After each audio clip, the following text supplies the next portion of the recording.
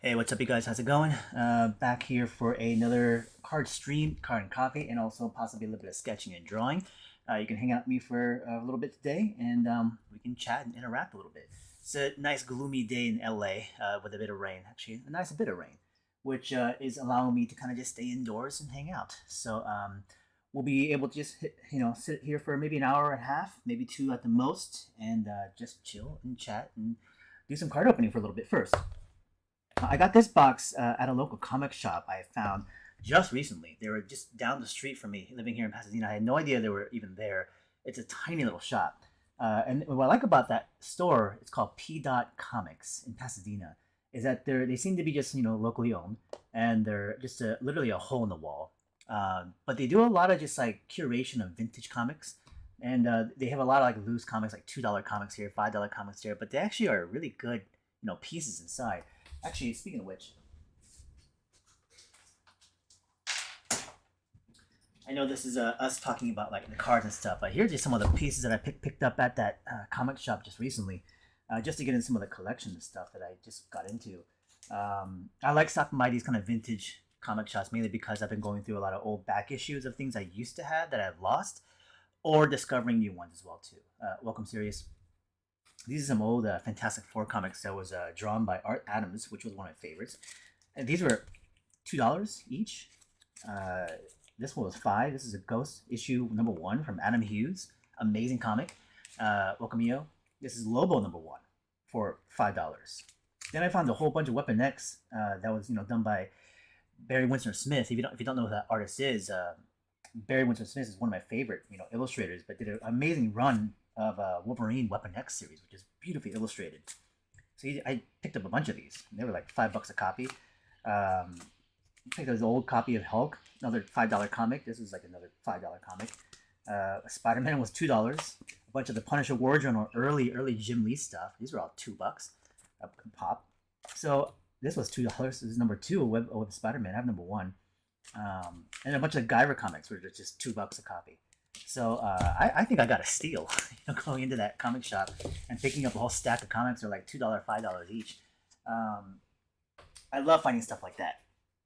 Put these away. But being there, I also found this box of sports cards. They also had sports cards there.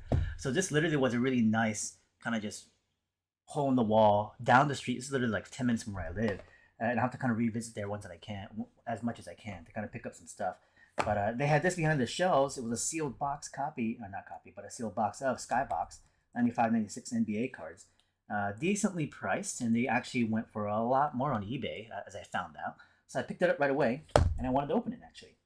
I don't mind archiving stuff. I have a couple of boxes of cards that are unopened, from Marvel cards, DC cards that I don't have broken out just yet, and I don't know if I will because some of those I do have quite a bit of collections of. So some of those I might keep sealed, but others, honestly, it's like if I buy them, I'm gonna open them. So this is from 1995 season. I'm gonna open up the seal of this one. I'm looking for specific cards of this. I did a little bit of research as to what's in here in this year, and a couple of the ones I'm looking for are early rookie cards of Kevin Garnett and some Jordan cards. And there's one in particular that seems to be kind of like chased after, which it may not even be in this box, but we'll find out. And it is a Jordan card, and they call it the Jordan Meltdown. We'll see if it's in here. So I'm just gonna open up a whole bunch of these. So while we're here, if you guys are asking questions, wanted to chat about stuff, anything you want to talk about regarding things like hobbies of industry or arts and design and technical things and things you want to just talk about educationally, you're more than welcome. Let me take a quick picture of this first, just so I have archived documentation of it.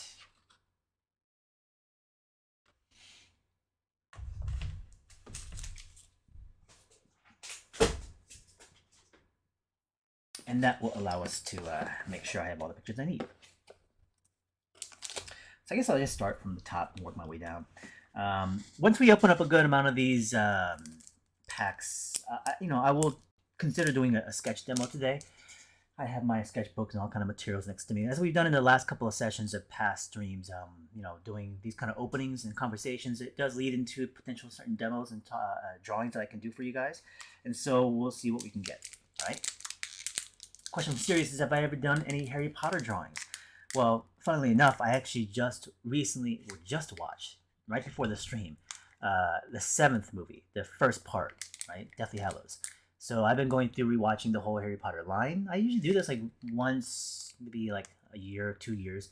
I'll rewatch the whole entire series of Harry Potter. To be honest with you, I've never actually read the books. So I'm not super familiar when it comes to the original written novel storyline. But the films I've watched multiple occasions. I do like them. I think they actually turned out pretty well. And what I was noticing design wise is I realized that it lost so much color over the number of movies. Like the first one was, very kind of childlike and had a bit of a charm, almost like a very Christmassy kind of feel to things, right? A very festive feel to a movie. I think the first maybe 2, 3 films are kind of like that. Then of course, the Azkaban one kind of changed that feel aesthetically quite a bit. And then in the most latest films, which I'm on the last, seventh movie, first part. I'll watch the second part later tonight. It got really not. It's not the tone or being dark as the storytelling is not the issue. Not issue, but more in the sense of like what I read, but visually, there's like a lack of color, which I wasn't really fond of, honestly. I'm gonna go through a bunch of base cards here. I'm looking for again very specific cards right now. If I see any of them that I really want to pull out, I'm gonna sleeve them, put them onto the side. But a lot of these are going to be either base or certain players, which I'll keep to the side if I need to have them. But I'm looking for a Kevin Garnett base or rookie cards or anything Jordan related. But yeah, the Harry Potter series is something that was fun. I don't think, think about in the past of like commissions, I've done anything Harry Potter related. I haven't. I was imagining in my head as I was watching the movie what it would be like if they, in the future at some point, which I'm sure they will, do a remake of the films and how that could feel tonally. And in my mind, I don't know why I was thinking of this while I was watching the film. I kind of imagined it to be something a bit more, not childlike. The film that was almost like paralleling was Hook. Hook from the original, the 90s film with Robin Williams. Maybe not as like theatrical and kind of showy and cartoony as that one, but there's certain film cinematography quality behind it. There's a textural level of like, especially when they're with the Lost Boys, there was something about the way they filmed it. It just felt kind of dense, and I kind of like that density of like the environment and the characters and just even like the particles in the air kind of thing. Yeah, as Anna is saying, the movie kind of felt a little bit uninspired, a bit too. They're trying to grow them up, obviously. Here's an O'Neill. This one I'm going to separate. Shaq. That one I want. Another Karl Malone, Gary Trent. Okay. I'm looking for either Jordan or the rookie Kevin Garnett. Welcome, Owen. But yeah, the Harry Potter series, again, like I said, had a lot of good appeal to it. Of course, I think as you go through the movies, because you grew up with the actors and the characters, regardless of the visual and the tonal aspect of things, you kind of like obviously are into it. Um, but either way, I kind of did imagine what it would be like if they remade the films, which I bet you won't be as far off as you might think. I know they're on the whole Beast side of things in terms of the films. And I'm going to be going through these kind of quickly because I'm looking for more specific cards right now. And I have a whole box of packs. So I'm not going to hang up on a bunch of cards right now. I'm going to go through a bunch of them real fast. These are actually sealed really well.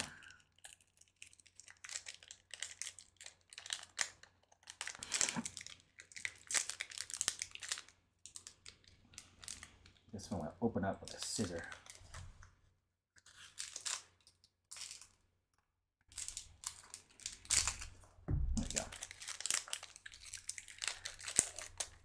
A Harry Potter show is what Anna is asking about, because the world building is really interesting with other characters and stuff. Yeah, I mean, there could be. I mean, of course, expanding on the world of Harry Potter with other characters is always, yeah, ideal in that situation. Oh my gosh, this pack is annoying as hell. There we go. It would not open. Everything is still fine. Let's see. second. Let's see if there's anything in this one. Nope, nope, nope, nope. And again, I don't know if I want to find what I'm looking for in this box, so we'll see.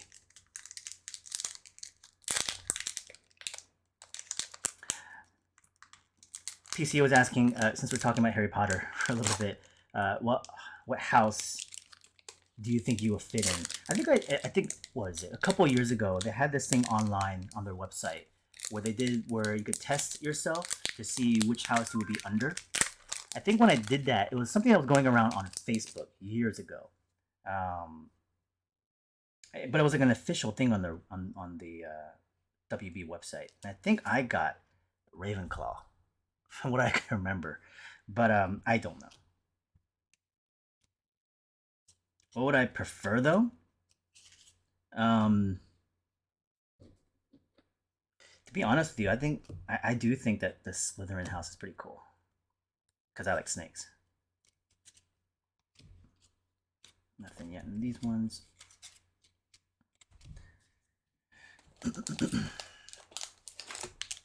And yeah, as Better Hawk is saying, there's a new game coming out. That should be really interesting. I did see some of the footage from it in terms of the gameplay and whatnot. It looked pretty dang cool. It seems to be a bit more open world, which is always nice. Patrick Ewing. Gary Payton. There we go. So there's one. This is a rookie card of Kevin Garnett. This is a 95 season. Corners look okay. I can't understand in terms of like the centering on this thing, but that one is one of the cards I wanted. Put it there for now. I'm going to zoom in a little bit more. From Kevin Garnett, we'll see if we can find anything Jordan related.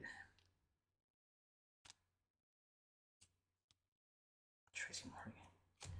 Here's a Scotty. I'll put that with O'Neal.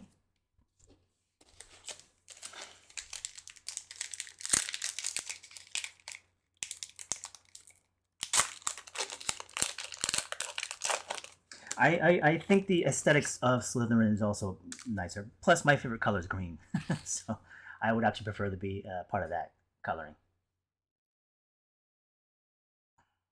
Oh, nice.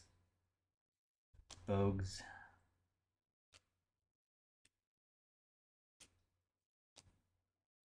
I'm going to flip through these a bit quickly here. Let's go through packs. We'll see. I'm sure we'll find several of these. There's going to be multiple doubles and triples of some of these cards. Since I got a whole box of them.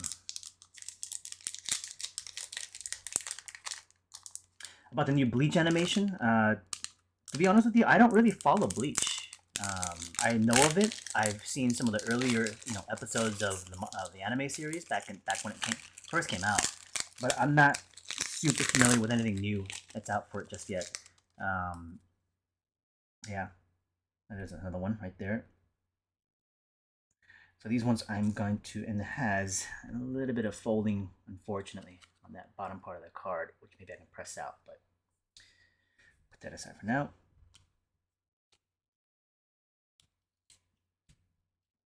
Oof, some of these cards are kind of damaged.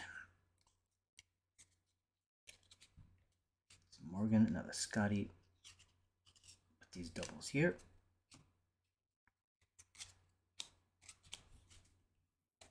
Nothing too special just yet. I'll check it out, Dimashi.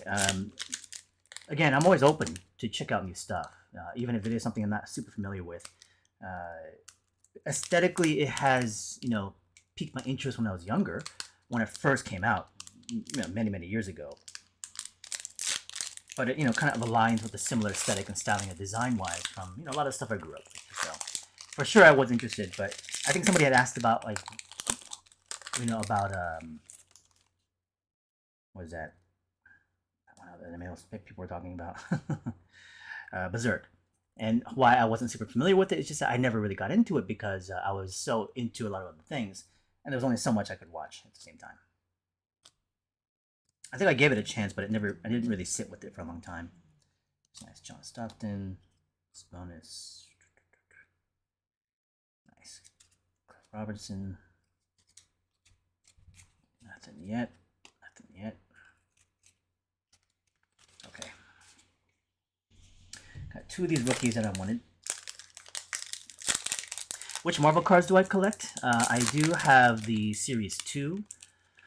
I have like 2 or 3 boxes of those. I used to collect them when I was just a kid when they first came out in the 90s. So I have a bunch of those from the original collections when I used to collect them when I was like 10 or 11 years old. A bunch of DC collecting cards when the first series came out. I need to get Series 1 Marvels stuff, but they're really expensive right now. They went up like crazy. And I have several of like other X-Men stuff. X-Men, that box sits over there somewhere too. That one I have, it's a sealed box that I have of X-Men cards. The one that Jim Lee had done for the entire collection of the illustration drawings. I'm thinking of trying to get some boxes of other uh, cards like these trading cards, other than just sports like basketball. I want to try to find some other ones that are more maybe like even comic related. Here's a nice Dennis.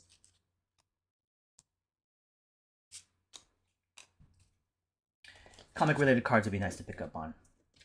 I'm not sure like what's out there even in this day and age in terms of Marvel stuff, DC stuff in terms of trading cards. It's never the current maybe releases of things are not as big, of course, as they used to be. Um, so I'm not even familiar with what's out there. I actually tried to look at a card shop recently to see if anything was even out from Marvel, but everything's dominated by sports cards or the Pokemon stuff. So and then of course Yu-Gi-Oh's gotten really big again, or still big. Magic cards are everywhere. But in terms of like in the Marvel universe or comic related stuff, I don't really see a lot of trading cards these days for it. So still trying to eye a Jordan right now, see if it pops up.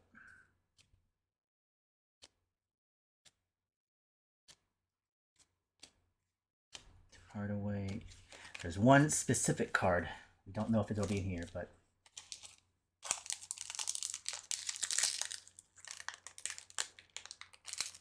Sirius was asking which Wacom products do I own? Well, I have mainly the one I'm using in front of me, which is a Cintiq 24-inch touch, and that one I got several years ago. And it's a good product. I've never, and I'm sure most of you guys are familiar with the idea that Wacom drivers are terrible. They kind of are in a universal sense over the many years. It's better now, the drivers today, honestly, but it's still kind of lingers, in terms of the mentality of product quality from Wacom, which is been okay, but their hardware's good. This 24-inch Cintiq that I have right now has lasted me for years, but I'm looking to replace it at some point. And I may not go back to Wacom, actually. I think I might go to a different company. So we'll see. I have a couple of friends who left Wacom products and went to something else. High hopes. Down the side. And the alternatives out there are going to be the Sense Labs, XP Pen, and then something else that's out there too. XP Pen. So Sense Labs, XENCE Labs. I know a guy, a contact there, who used to be with Wacom, and he's told me some inside stuff, which I can't tell you guys right now. They haven't showed me anything just yet. They only do tablets, but they're trying to talk about future products. So we'll see what they end up getting in the future. But if it's sooner than later, nice David Robinson. If it's sooner than later, I'd like to be able to maybe even look at XP Pen. Huyons, yes, thank you, Sirius. That's the one. I think a friend of mine got a Huion, and he said it was okay. So why am I not going back to Wacom? Well, I just want to try some other products, honestly. Wacom has been fine, honestly. There's nothing wrong with it. Of course, the only difference is really just the price point. So if you're kind of a student coming up, then yeah, I wouldn't recommend going to Wacom because of the price being almost more than double the price on many of the other products. Here's a nice Charles. Going to Huyons or XP Pens are going to be honestly just as good. Some other maybe like hardware quality, I don't know exactly. I haven't really used them as much, so I don't really have an opinion in terms of the quality level between the two. But so much is saying digital, traditional, 3D. Which one is your favorite? Well, I mean, I use digital primarily for a lot of my professional work. So if I work for, let's say, a client at a game studio, most of the work 100% is going to go digital. I don't really use 3D. And traditional 2D work is for a lot of my own personal endeavors, like my personal sketching, or towards producing, let's say, books and things that I publish, right? But for most things that I work on professionally are going to go into the digital side of things. It's not because I favor it, it's just because it's easier and much faster to get that kind of work out in production that is, in terms of process pipeline, than to also, you know, get work changed and altered back and forth through client feedback. Still looking for a Jordan. I would have opened one by now.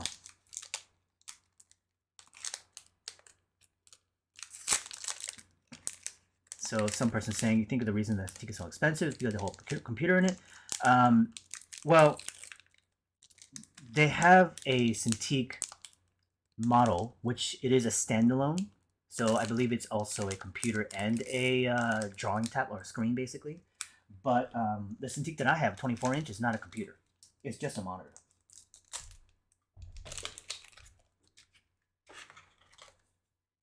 So I wouldn't get anything else except just, a drawing monitor, essentially.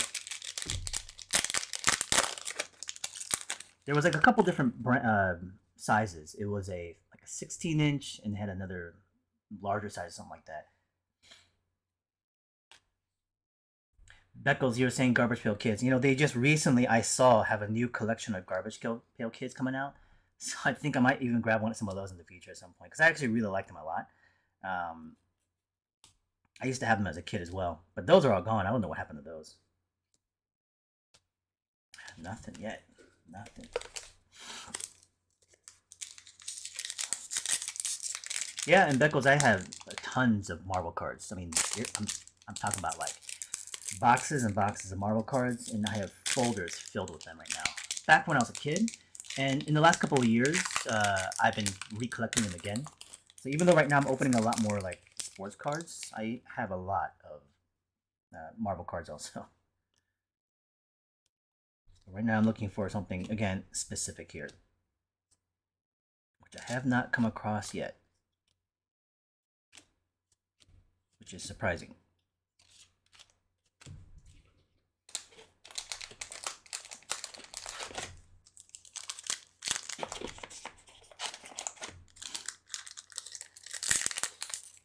Red Hawk saying you've been trying to get into digital, but you can't get over the parallax. It just never feels the same as pencil to paper.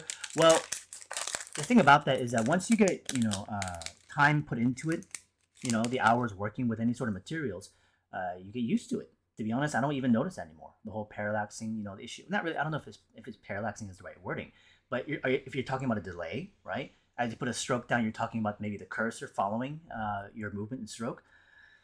I mean, I don't really notice that part. But yeah,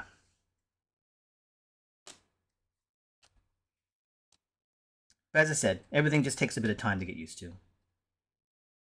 This is an Olympics card. Glenn Robinson.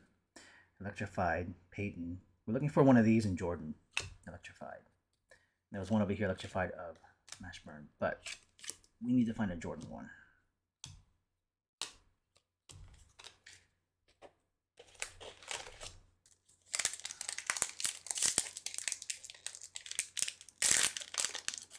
We're going to be going through again the entire box here. I have a couple more packs in this particular box.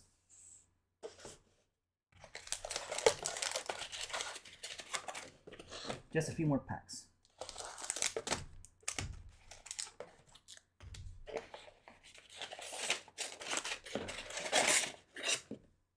High Hopes code.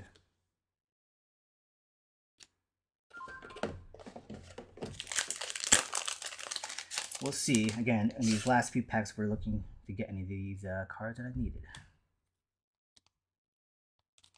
Anderson, Barkley, Electrified.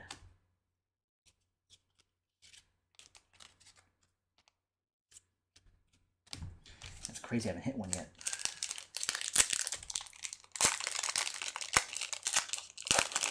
Oh, okay, I see what you're saying, Red Hawk. The actual distancing of the contact to the surface to where the actual marker is. Again, same thing. Is like after using that for decades, I don't even notice anymore. Your brain adjusts to it, right? But I mean, if you're just starting in the beginning, I would say it would probably become very noticeable, because when you're drawing mostly in traditional means and go to digital stuff, it becomes a bit of a period of adjustment anything else. So it's pretty normal, I would say, in terms of what you're talking about. Also understandable as well too in terms of your uncomfortableness about using it. But as I said, the benefit of a digital medium is going to be there. And if you, especially if you planning to work in the industry of some type, whether it be for games or animation or whatever the case is, digital makes it much easier.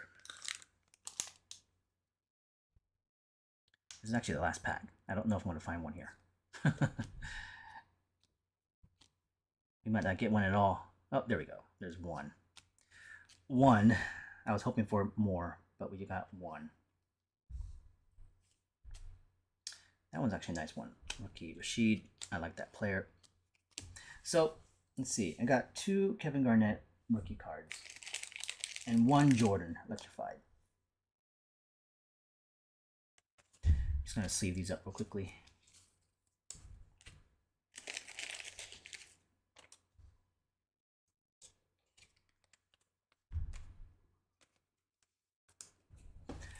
So the Kevin Garnett was the one that people were mentioning.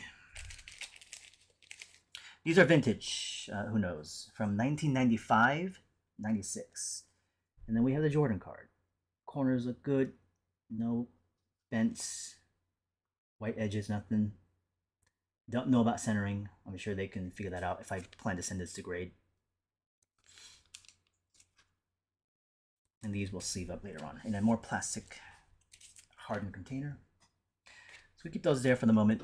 I have a bunch of extra cards that I'm going to actually go through them again because I went through them pretty quickly and I want to make sure I didn't miss anything. So I'll go through those later on off camera. For the time being, let me just pack my way.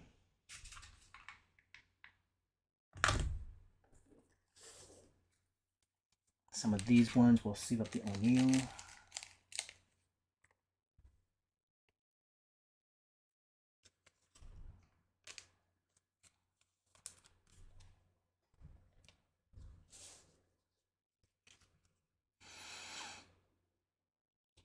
Question from PCU is, if you don't mind me asking, which dragon in House of the Dragon is your favorite design? Or if you get a chance to design your own dragon, what would you put on it? Well, from House of Dragons, the dragon that I've found to be aesthetically the most pleasing. Well, I mean, there were some that I think were great concepts, especially when it comes to things like lore, especially when things have history or age to stuff, and it shows it. It's always really fun to see. But I was a really big fan of the dragon in that one episode. I don't want to spoil anything if anybody's seen it and stuff, and I can't remember the names of all of them, by the way. There's a lot of them. I think there's literally more than a dozen dragons in there.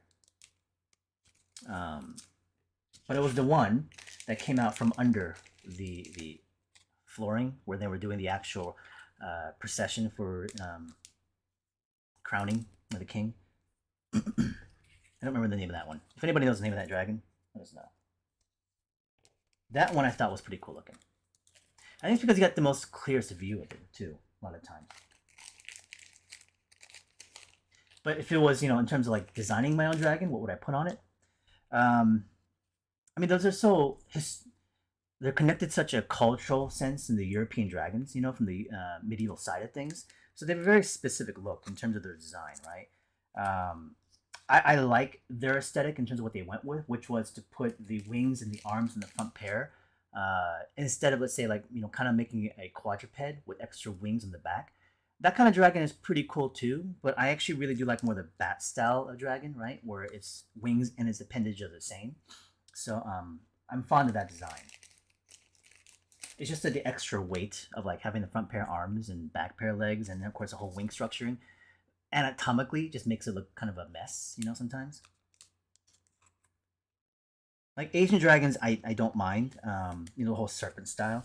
I prefer their head designs quite a bit, the Asian dragons, but I'm not really a big fan of the whole serpentine kind of snake-like look. I actually do like more of a, kind of quadruped, almost, big cat-looking kind of body structure, if anything else, with really, massive wings. Where a lot of the Asian dragons don't have wings, just kind of fly by the magic and fantasy of it. But anyways, so there's the card I was looking for. One of them. I didn't get the one that was special to this particular line series, but we got two rookies of Kevin Garnett, which this one has a bit of a ding on the bottom, but this one's clean. This one's clean. This one's dinged. The other ones are more for just personal collection. Shaq maybe can be sent in. Rest of those keep. Okay, so let's put these away for the time being.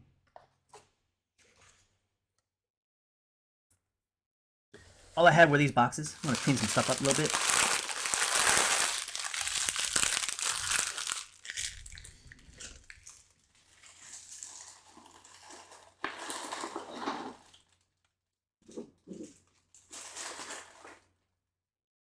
And we can chat and draw a little bit. It's only been half an hour, so I might just sketch with you guys a bit longer here. Let me just grab a book real fast.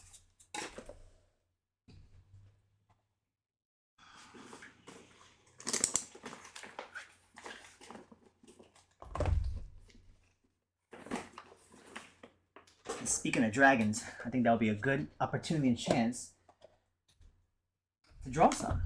If you guys want to draw with me, maybe we can do some dragon studies. And maybe in a way in which we can explore the idea of a dragon conceptually, maybe a little bit. From the anatomical sense and whatnot.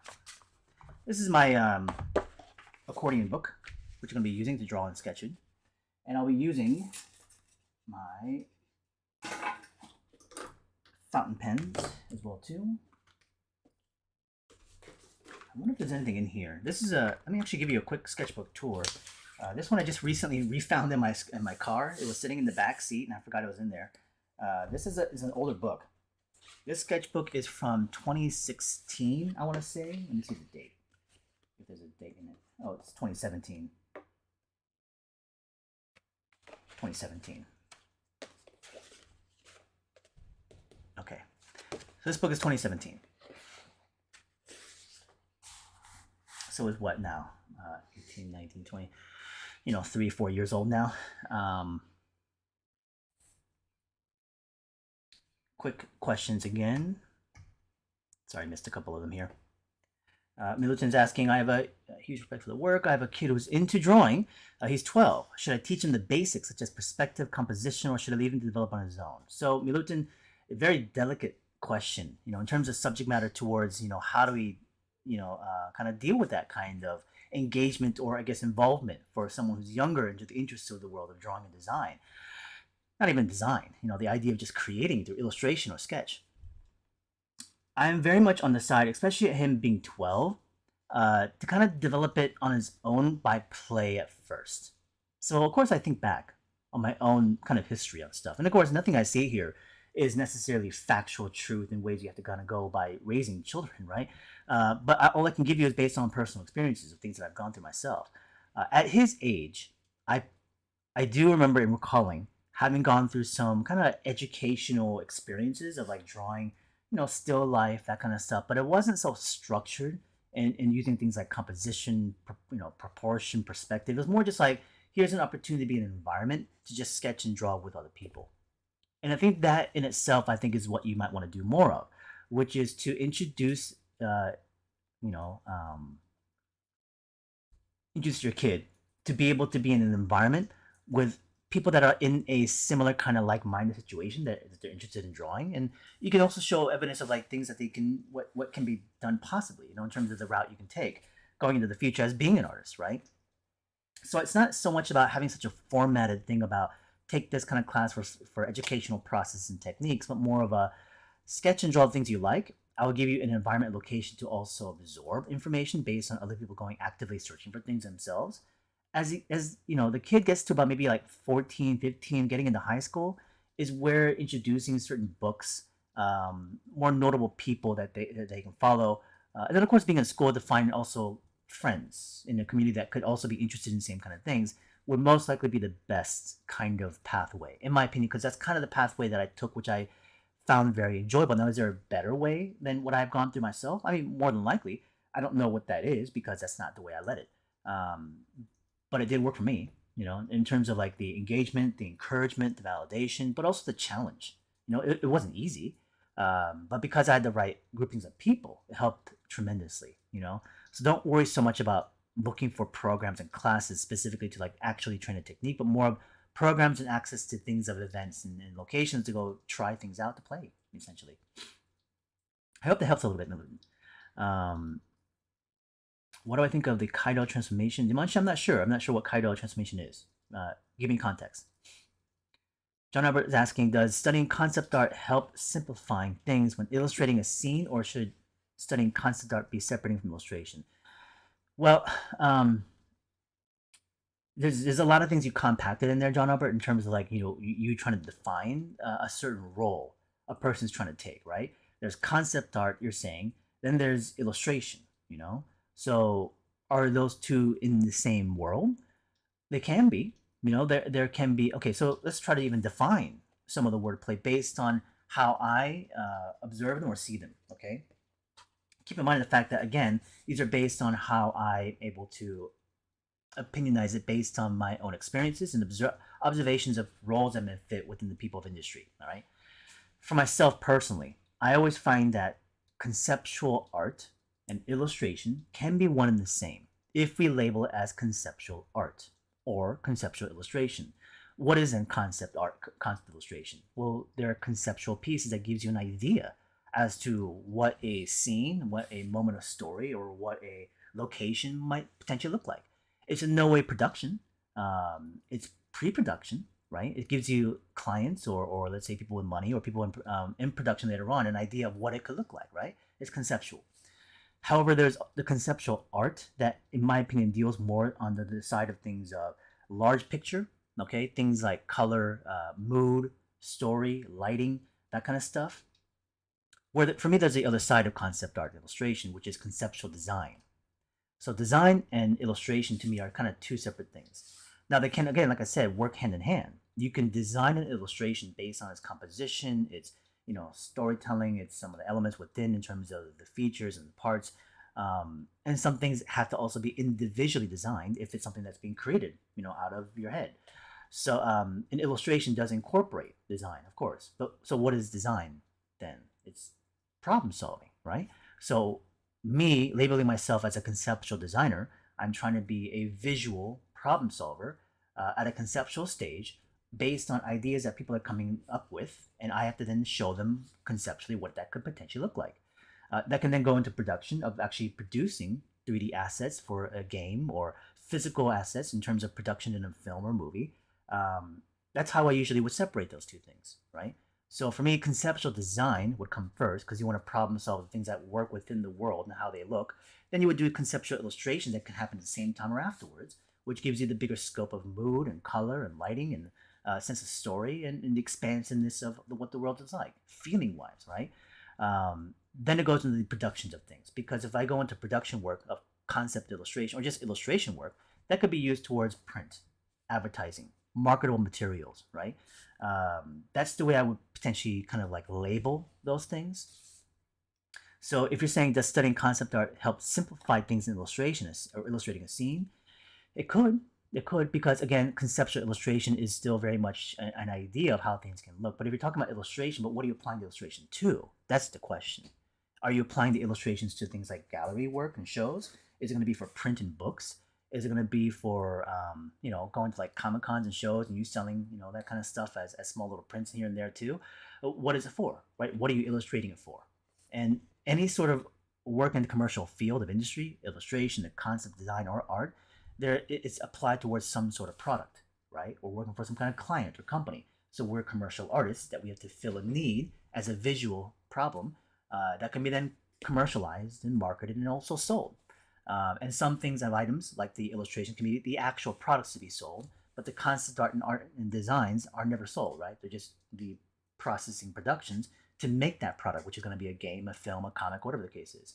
Um, so that's kind of the other separation is that illustration work individually as its own could be its own asset that could be sold and also produced. Where a lot of concept art and concept design is never really seen as a piece to be sold or produced. It is just something that is there as a production pipeline process to help them solve out then the actual product at the end of it. That's again, I know there's a lot of stuff there. I hope it didn't confuse you more, but I hope that does kind of give you a better idea. you know. So again, like I said, it could help simplify, but you have to first understand what you're illustrating, right? What is it for? Sorry, I missed a bunch of things. Jay Decker was saying you're debating on taking the dynamic figure class and was wondering what level of figure drawing it is geared towards. I would say you should already relatively know the figure on a general level. I'm not saying you should be like a master of anatomy and all that kind of stuff. I'm saying if you just know how to generally draw, you've done some introduction of like figure drawing on site and you observed it, great. And it's not an anatomy class, but I do introduce then the individual body parts because we want to be able to turn things in space really well. We talk a lot about foreshortening. Then, of course, we put all the parts together to do a lot of posing effects. So our class in dynamic figure is about being able to pose really well and push the camera at unique angles. So being comfortable with the figure would be recommended. The gold brown pen. I'm not sure which one you're talking about. Oh, that's a different one. Um, Let me see if it's in here. It might be my different pack. You're talking about the DuPont pen. I don't know if I packed it with me. Let me see. It could be in my waste pack. Yeah, it's not here right now. I'll check out for it a little later on. If I find it, I'll show it to you guys. But it's that ST DuPont pen. Let's see. Will Draw, you're saying you're drawing the Nameless King from Dark Souls 3. You should check that dragon out. It's a very interesting hybrid of the Wyvern styling as well as some bird elements. That's cool. I'll check it out. Dark Souls 3. Peter was asking for imaginary creatures like dragons. How do people construct their structural bones, muscles, since there isn't real life reference? Well, there is a real life reference. There's tons of real life reference. Birds, reptiles, even mammals and many different types can be used as a visual guide and reference to be able to apply towards an imaginative creature, right? You might think, well, dragons don't exist, but dragons and also any sort of creature from mythology is based on the world of nature, right? So to be able to isolate what those particular animals might have been from a historical context, seeing what those potential, artists or people in culture and mythology were looking at or thinking of, can help you probably problem solve that on a more biological level. But there's the other side, which is the sense of when I'm doing a creature design that is fantastical, we can also break the rules of nature and physiology and articulations and anatomy because it's not real, as you said, right? So all we have to give then is maybe a certain amount, a percentage of believability, which we can then start to correlate in connection to natural things in our own world.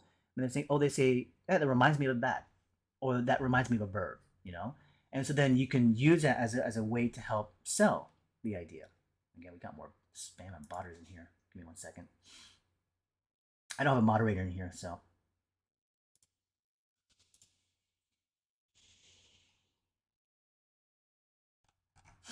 Might have to get one. Anyways, let's see.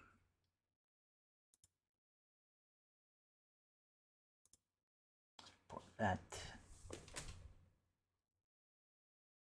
Spam. Okay. So let's see other questions then. As I'm flipping through this sketchbook here for your own initial visual entertainment. Yeah, this is 5 years ago, 2017. This is the Tar Pits in LA Museum. This was drawn location. So this is like the skeletal structure of a prehistoric lion. This is when they roamed in North America. Other animals drawn from observation, skeletons, all that kind of stuff, and then create my own things.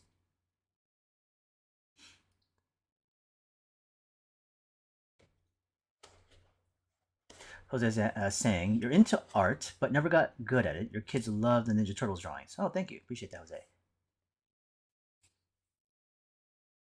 Any plans to republish The Blacksmith? Also, any suggestion on how long we should engage in warm-ups before doing assignments or drawings? Well, the Blacksmith, the first comic, I still have copies of that I take to shows and conventions.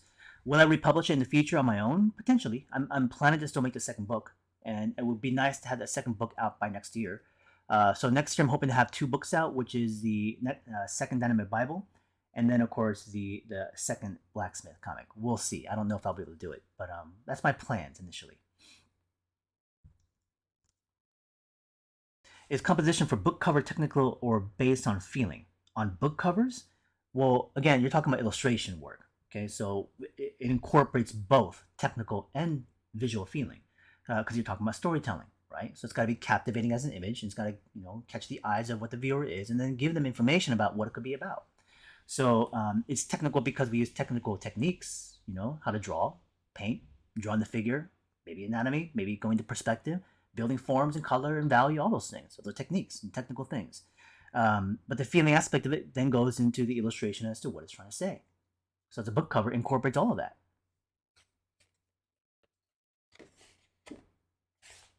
Will I be live streaming on Friday, Carson? I will be. And I'm potentially going to be doing that interactive live stream on the Magma Studio.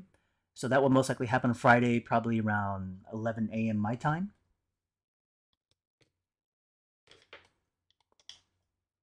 Again, we're just doing a quick sketchbook tour. This is from 2017. This is from a book I just found in my car again recently. So I haven't found this one in a minute. Old stuff. Punisher drawing. Mechs.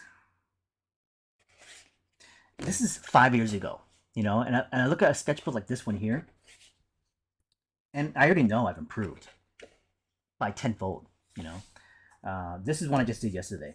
So I had leftover pages in this. So I was looking for a sketchbook because I forgot one of my sketchbooks at home, and I went to the local bar here in Pasadena. So I went through my car looking for a sketchbook, and I found this one.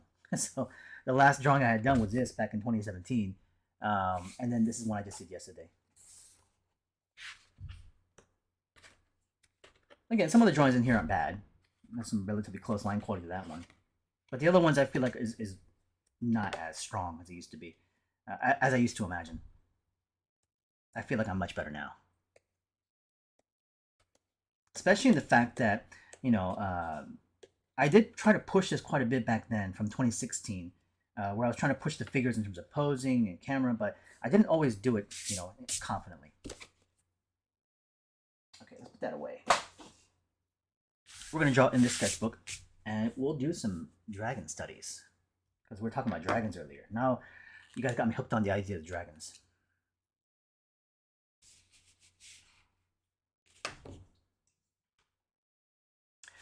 Let's see here. Other questions. You saw your work at Lightbox and was really interested in how much better it looked in person. Obviously, it's beautiful online, but it's interesting to see how much of a difference seeing the work is in person. Oh, I see. You found it interesting in terms of how different it was compared to seeing it online versus the in-person kind of sketchbooks. People typically tell me that as well too, because you even see this stuff right here through the streaming, and you get the idea of what the context is in terms of what the image is, but you don't really get to see the actual tactileness of the paper and the ink and the specific scale as it's in your hand, which like I said, is a different experience when you see it in person. So. How do I approach practicing lighting and values? By studying and observation. Study things like primitive forms, cubes and spheres and stuff like that, by drawing it also from 3D if you want to.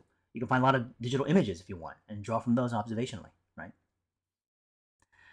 What's my favorite medium from coloring? Watercolor. So can we only read the blacksmith if we see you at the con? No, I don't plan on online sales at the moment because I don't have a distributor. I do everything myself. So if I sold it online and I sold like, whatever number of copies, I have to ship it. And I just don't have the time for that, so it's a bit too much work for just one person. So that's why I only sell them in person at like shows. So we're gonna do a dragon. And speaking of which, we do have a study over here. So I think this kind of like lined up appropriately. This is a study of a cassowary bird. Let me actually zoom in a little bit more. The skull I studied at the museum in SF at the Science Center. So this was literally just 2 days ago. I was studying this skull structure of a cassowary, and I'm very familiar with this bird. The cassowary, the southern type, based in Australia. It's a rat-type bird, wingless, right? So it's a flightless bird. No, not wingless. I'm sorry, flightless. It's got wings, but vestiges, leftover wings. Basically, the little spines and claws are coming out of it, but they're leftover wing structures. Very long legs, similar to things like emus and ostriches, and also the moa bird back in the day.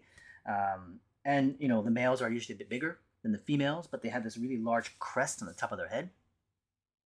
Slightly forward set eyes. They are omnivores, so they'll opportunistically eat animals, insects, fruits, nuts. They'll eat a bunch of different kind of things.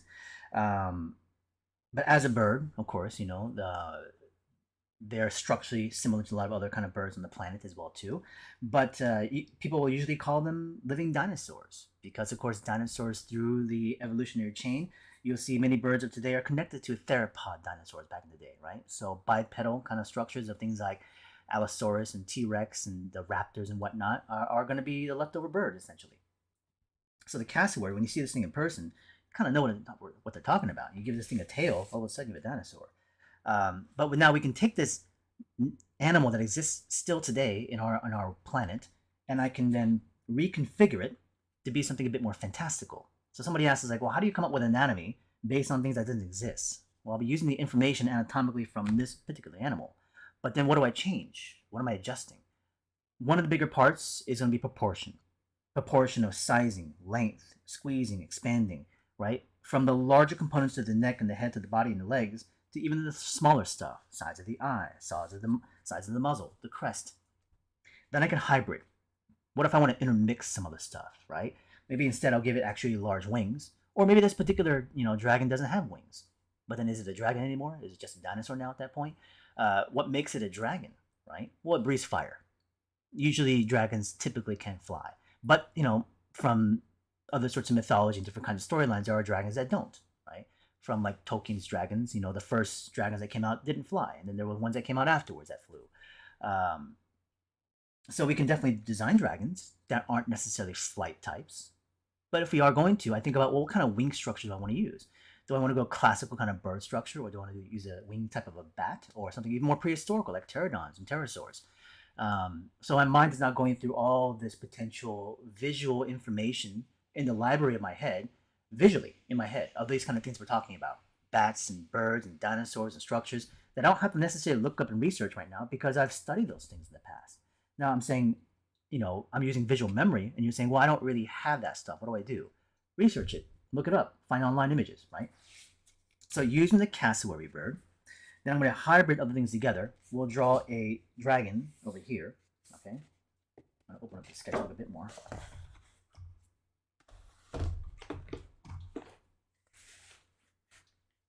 And I think the first thing we'll do here, let's put out a little bit, is I'll do a quick side view study of a dragon up here. So I do a side view to help me control that sense of proportion of length, height, some anatomical information, just general look and design of the animal. Now, I'm not going through a full design process, but I'm giving myself a chance to get an idea as to what this thing can look like. From the initial quick little side view based on very primitive kind of forms and shapes like this over here, the head study, I will then do a larger study in the bottom over here in a unique posing. Okay? So I'm already pre-planning placement on a sketchbook, the inspiration where I'm pulling from, the things I want to hybrid together, right? So my mind is now basically intermixing all these elements together at one time, okay? So let's do a quick side view study first. And of course, looking at the cassowary bird, we have a head to a long neck to a kind of a larger body structuring, and we can follow the whole long neck approach, which is very typical dragon. I certainly don't mind that. But in terms of the length of the neck, do I want to make it really long, like a sauropod, or not? Maybe like a medium length to a slightly shorter neck will be interesting because I do like the idea of kind of going against the typical cliche look of the idea of what we have in terms of the idea of a dragon, right? Let me read some of these quick things before I move on. Sorry we haven't drawn just yet, but I'm talking a lot.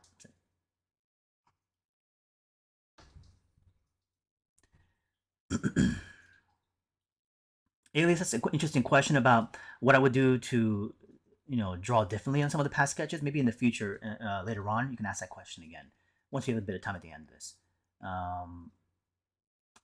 See if you care is saying, I don't see you using underdrawing. Is this because of the amount of practice or because you're able to visualize what you want to a degree? Both. Both. Experience, but also because I can generally see it. I don't have an exact picture, but I have an idea. Have you ever had to deal with parasocial relationships that can occur with public figures? I can imagine it's hard to balance engaging with your audience and maintaining privacy. Well, I don't find it that difficult.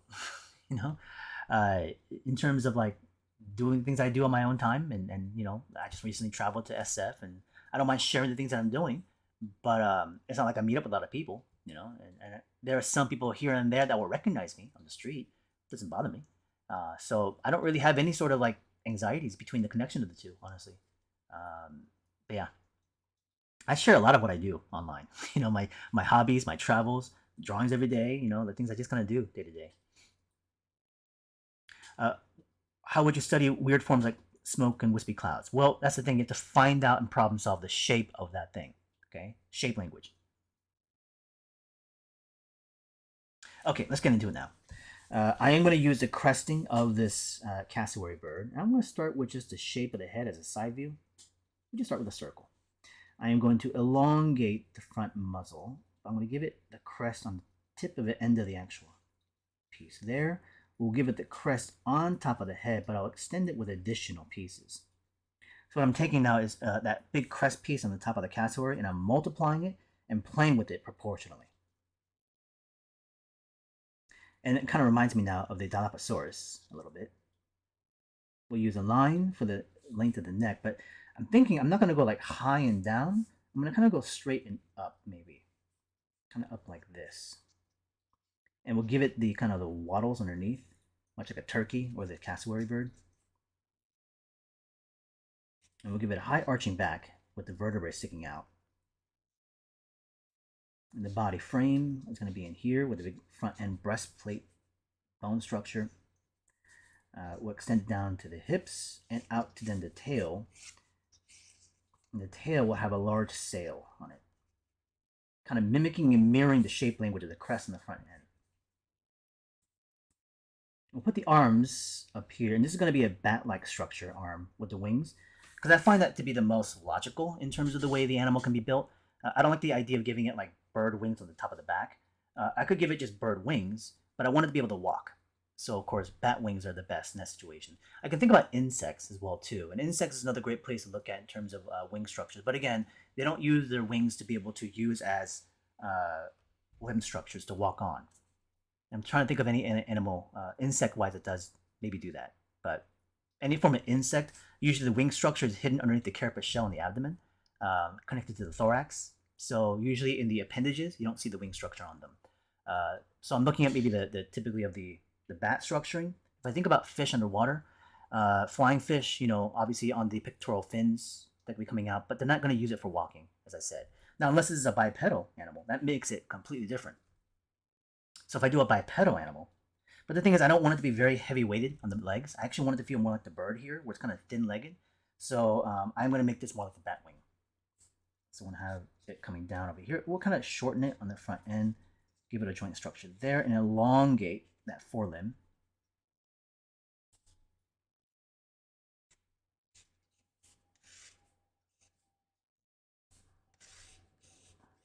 We're just going to make it horizontal and plane like that. There's going to be front end toes over here.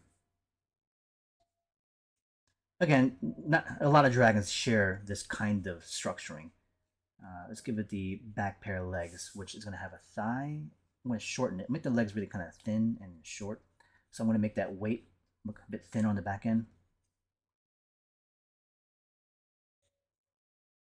And the cassowaries have these internal claws that are very long, using it for slashing and stabbing. I'll give it under fins as well too.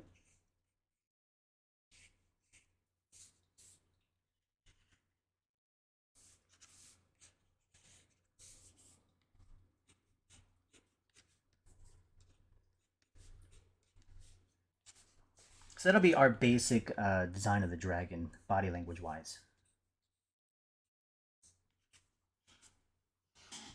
Which is fine. Again, I could do like 20, 30 of these iterations, within half an hour.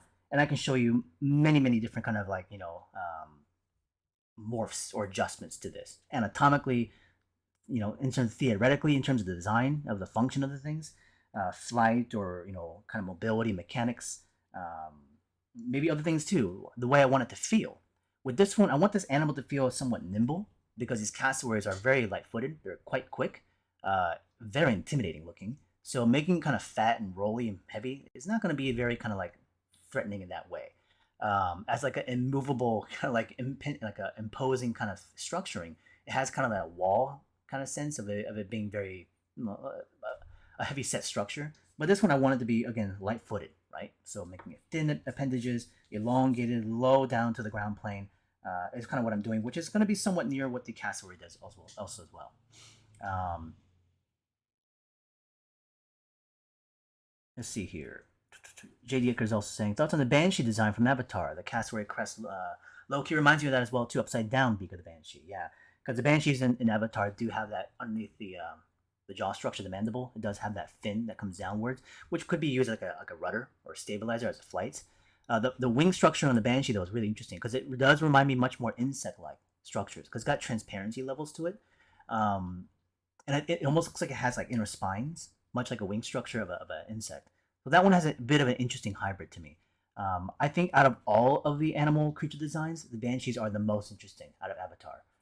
In the first film, a lot of the other creatures to me were not really as pushed as much creatively. They were just typically what they were, like horses or rhinos or big cats, dogs, that kind of stuff.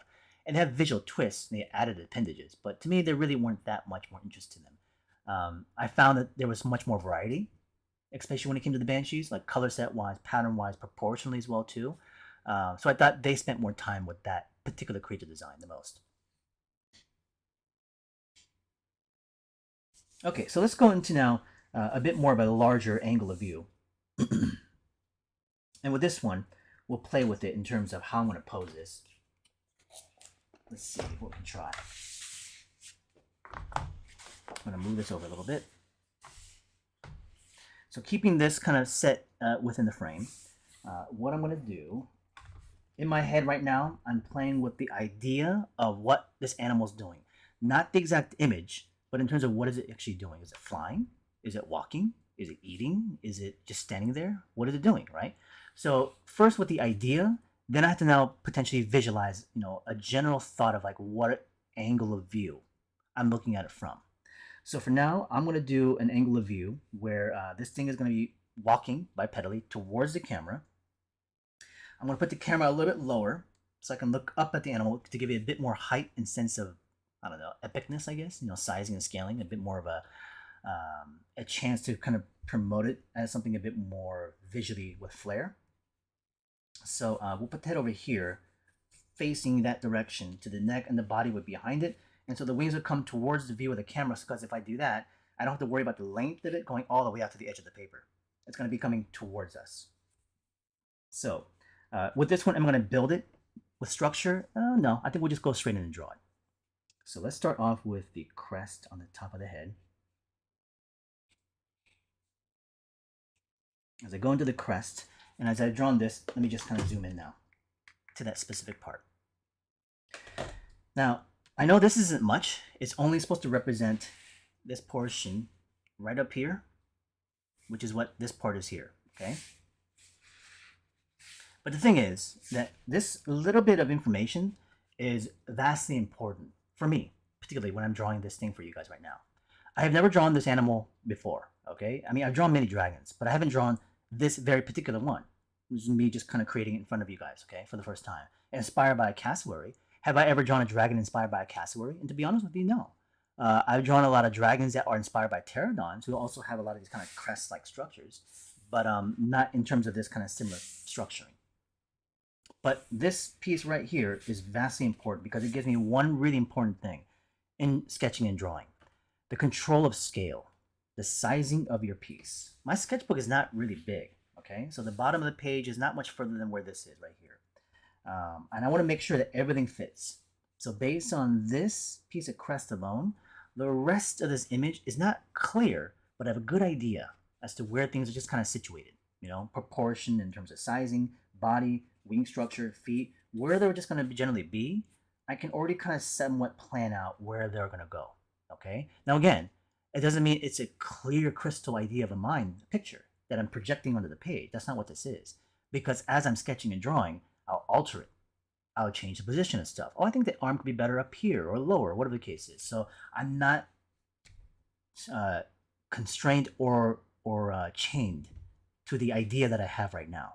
Okay? And that makes it really important too, because if I'm not chained to it, there's no expectation. There's no expected image in terms of what it needs to be. So because of this, there's no pressure. Okay? So let's now go into it and continue into the eye.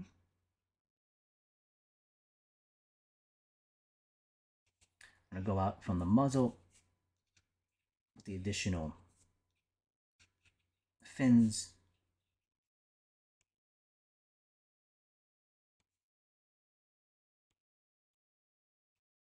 Then we'll see the underside of the mandible.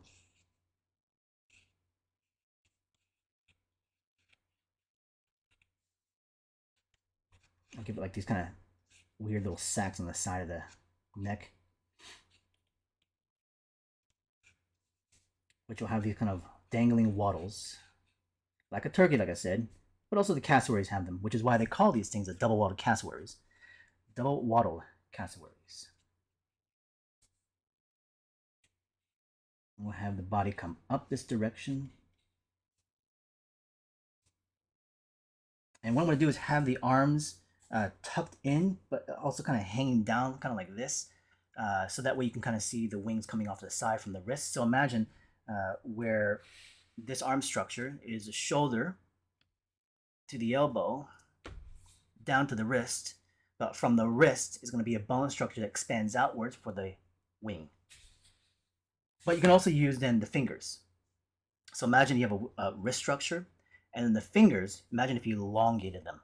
That's the bat structure, right? So elongated fingers, you have webbing in between them, which could be the wings.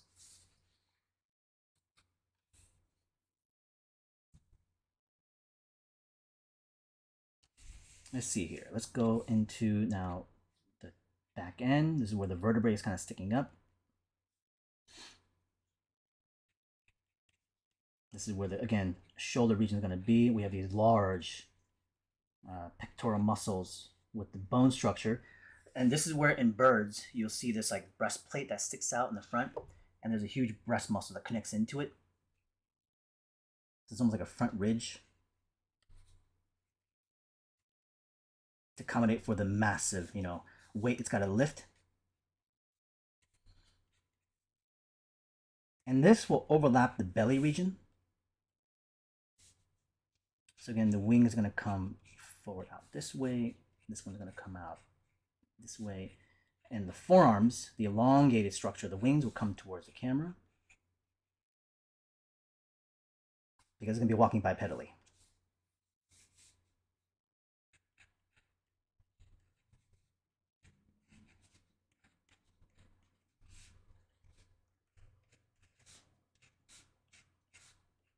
We'll give it like spiky horns and stuff like that on the ends of the elbows. We'll give it one large finger claw. Sorry, it's off the camera. Let me zoom out a little bit.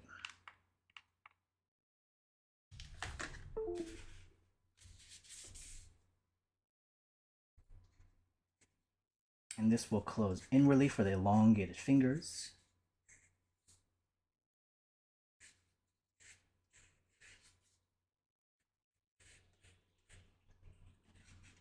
And thinking of it like almost material of drapery, the webbing of the skin.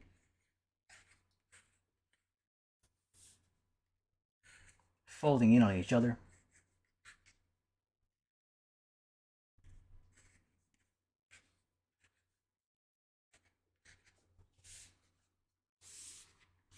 You don't need to see the rest of it. It's okay. Let's go into this side. There's going to be the fingers there. The inner elongating fingers coming out this direction. That'll go behind the head. With the folding of all the skin of the wing here.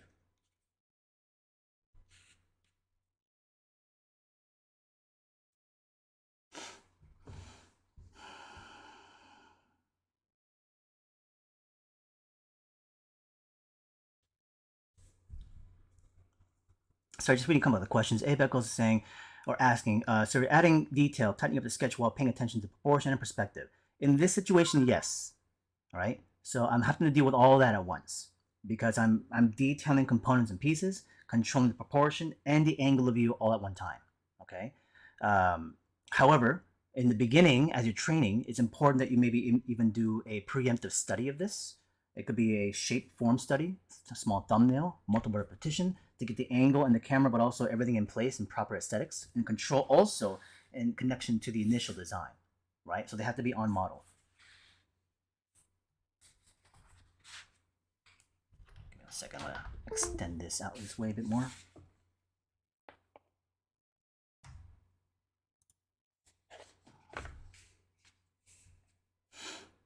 Christopher then asked, any tips on dealing with wrist and arm pain while drawing? I would say first, making sure your grip is not too strong. Okay. As Sirius is saying, being a bit overly heavily gripped can create a lot of inflammation in the knuckles, which I tend to get over time. So if I have any sort of like minute pain, it's going to be within this part of the knuckles. Because if I grip really tightly, or if I'm just holding that position for a very long period of time, it stiffens up and inflames. So you got to keep things loose by, as you're drawing, taking a lot of breaks in between. Maybe, every hour and a half, at the most 2 hours, stop, relax, stretch, kind of do something else. Get your hand to also do other things, right? So exercising obviously is the most important thing. Stretching is really important, but also just making sure that it has time to just, relieve its strain. The other part is, of course, your sitting position. If you're like hunched over and your neck is all crooked and you're slouching and that kind of stuff, that could be really bad for because it's not just the arm you have to focus on. You have to focus on the entire body when it comes to drawing. So as you notice when I'm sketching, because you can see me on the webcam, I'm not slouching inwardly. I'm pretty much square shouldered, back is straight, and I'm sketching and drawing like this. Okay, so I don't need to turn my body a lot and rotate the page as much as I don't. Well, if I can, if I want to, I will. But in these situations of live streaming, I don't necessarily do that because I've trained myself enough to maintain that strictness of control. I don't grip the pen overly tight. Usually just resting on my middle finger, and I'm lightly holding in pressure between the index finger and the thumb. I hold the pen relatively about quarter way back so I can kind of clearly see where I'm going, which is if I was holding it very close to the end of the nib, I hide the end of the nib from where I'm standing or sitting, so I can't really see where it is. This then requires me to lean it more from the side, which is bad for your neck and back. So I want to make sure that I'm comfortably seated onto the back of the chair. This arm no longer has any sort of function anymore. Back when I was younger, this used to be my stable position. So I would use my left hand to kind of put onto the table and I would rest all my weight on it. Okay? And so then I would rest on the left arm, putting my weight, and I would lean into the sketchbook and slouch all the way down to like nose close to the sketchbook, because I wanted to be as close as I could to see all the details. But it's not going to help you. Tunnel vision is kind of a bad thing in drawing because it makes you tighten up much more. So grip is one thing, but you have to understand a lot of other components in your body. So even things like table height, even things like distance from the sketchbook to you, all important stuff. The Vegeta and Frieza drawing, that's in some other sketchbook. I can't remember which book that's in. It's an old one. If I have it somewhere close, I'll grab it, but I can't even remember which one that's in. Let's continue on, though. Let's finish out this particular guy. I'm going to have his left leg coming towards.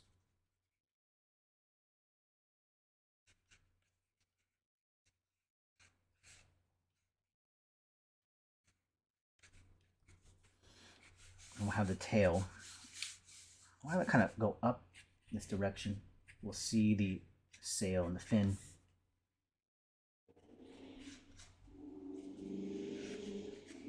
We'll go behind the wing again, down this direction for an overlap.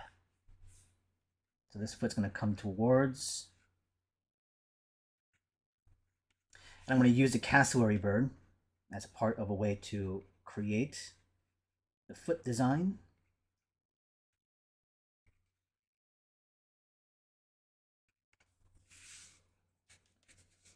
I would imagine the other leg and knees coming down, but also outstretched backwards a little bit more.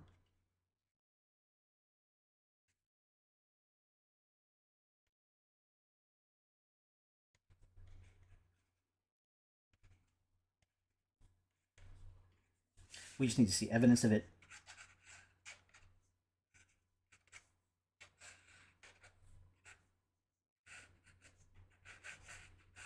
These are shapes of the ground plane, but also considering just abstracted shadow shapes. Just things I'm just kind of creating randomly. But it kind of gives you a suggestion of a cast shadow on the ground plane. And I'm drawing relatively loosely. It's not overly tight. There is detail in there, but it's not super polished. Okay.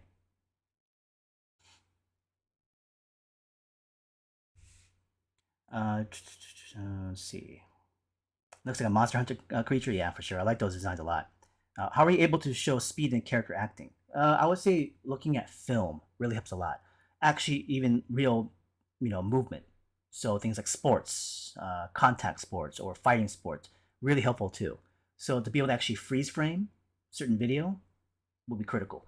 But then from there, being able to also visually translate that things like motion blur, which is tough, but there are ways to do it.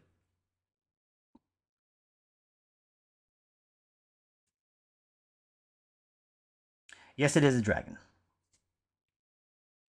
We're designing this dragon, or not really designing, creating this dragon based off of the cassowary bird. These are studies of the actual skull that I did yesterday or 2 days ago at the museum. I drew this one from memory, the cassowary bird. And then we did just now a quick side view study, just getting a sense of proportion. And now we're trying from different angle of view. So we actually got the pose and the animal down. So we pretty much have everything we need.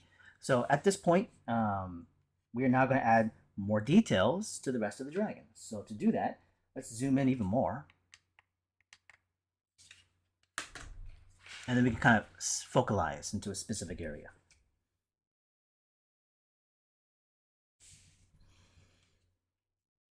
The only thing my left hand will do is use like to hold the paper in place.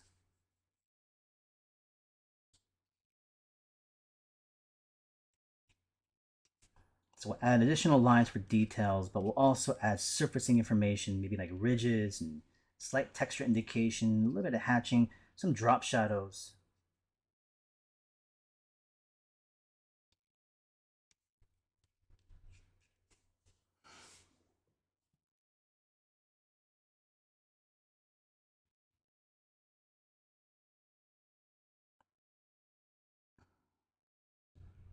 So Beckles is asking, so in developing a cassowary dragon, did you actively use three identifiers? The top, what do they call that thing?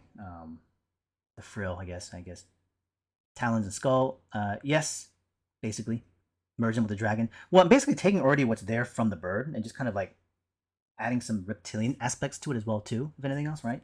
So there are hybrids of things in here, which is gonna kind of happen more naturally based on the fact that I'm using an animal of mythology or creation of imagination, which is not strictly just a bird, right? But the bird was a starting point to extract a few pieces from it. That then incorporates itself into the expected ideas of what a dragon typically has, right? We'll give it some effect on those, maybe like some sparks and whatnot. It'll be drilling flame, spits of molten lava.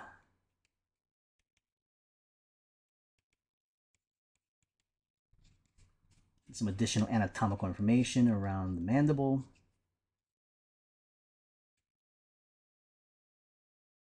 Again, ridges, and a little bit of surfacing texturing. Pebbling of the skin or scales, layers and layers of scales. But larger pieces. This is that frill on top of the head.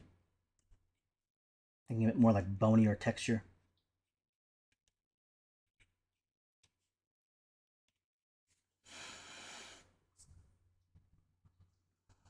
Do I think dragons actually existed? There are many animals that I think are much more fantastical than dragons, actually, that have existed. I mean, if you think of it, I mean, there's a typical fact that people should know of, right? I mean, the largest animal on record in the entirety on planet Earth since the beginning of its creation exists right now. The largest animal that has ever lived on this planet, which is the blue whale, right? No other animal in the past has been bigger than that thing. It's kind of crazy when you think about it. Today, in our modern world, there's an animal that is larger than anything that has ever existed. You know,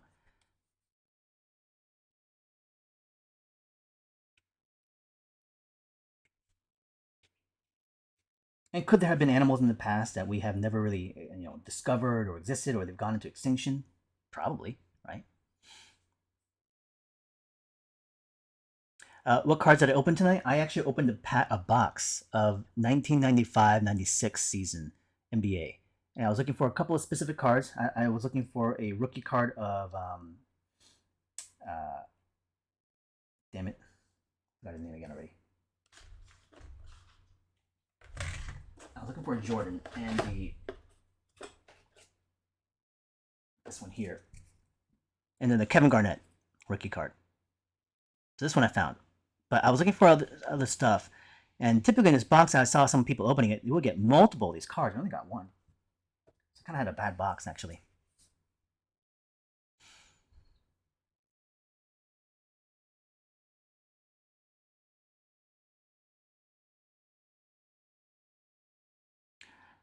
So Alejandro's asking, how do I practice the reduction of construction in my drawings and sketches? Through repetition, right? So in your first sketch, which could be heavily constructed, and let's say it is this one over here, which is constructed of shape and form.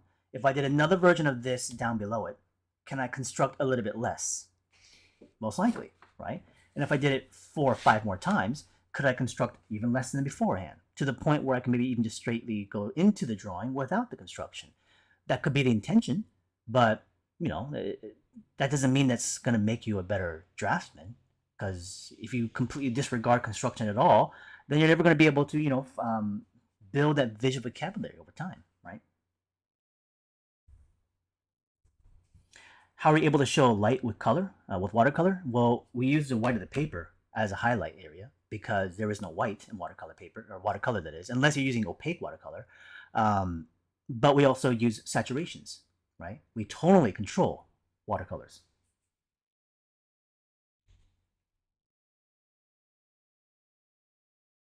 Highlight is not just adding white. The control of saturation really helps a lot.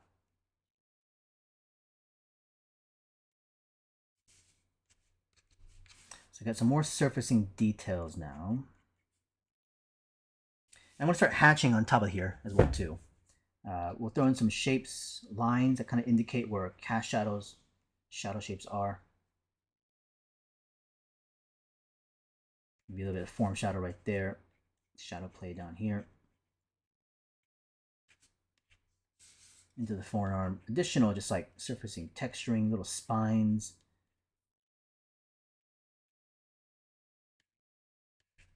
More texturing below here. Leaving some parts open. I don't want to overdo it. The last thing I'll do is some lime weight stuff.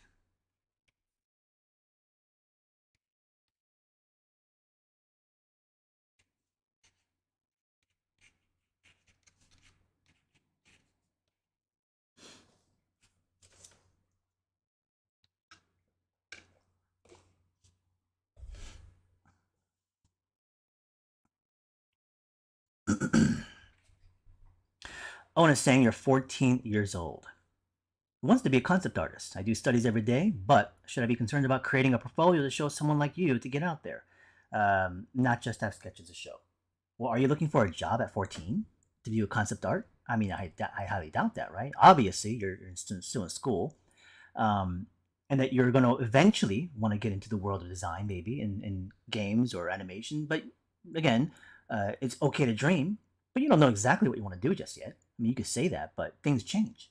I guarantee you. When I went to art center in college after high school, well, during high school, I wanted to be a comic artist. I didn't even want to do design. I had no idea even what design was. It wasn't until I went to the art center school that I found out more about the actual industry positions that exist out there, what they entail, what needs to be done. I mean, of course, today in this age, there's a lot more information out there than there was 20 years ago. But that's the way it was back then. But to some degree, it is still now because even though there is a lot of information out there, you still haven't really experienced it in terms of it being shown to you hand on hand, right? All you're seeing is like social media posts and stuff like on maybe behind the scenes videos on YouTube or just books, right?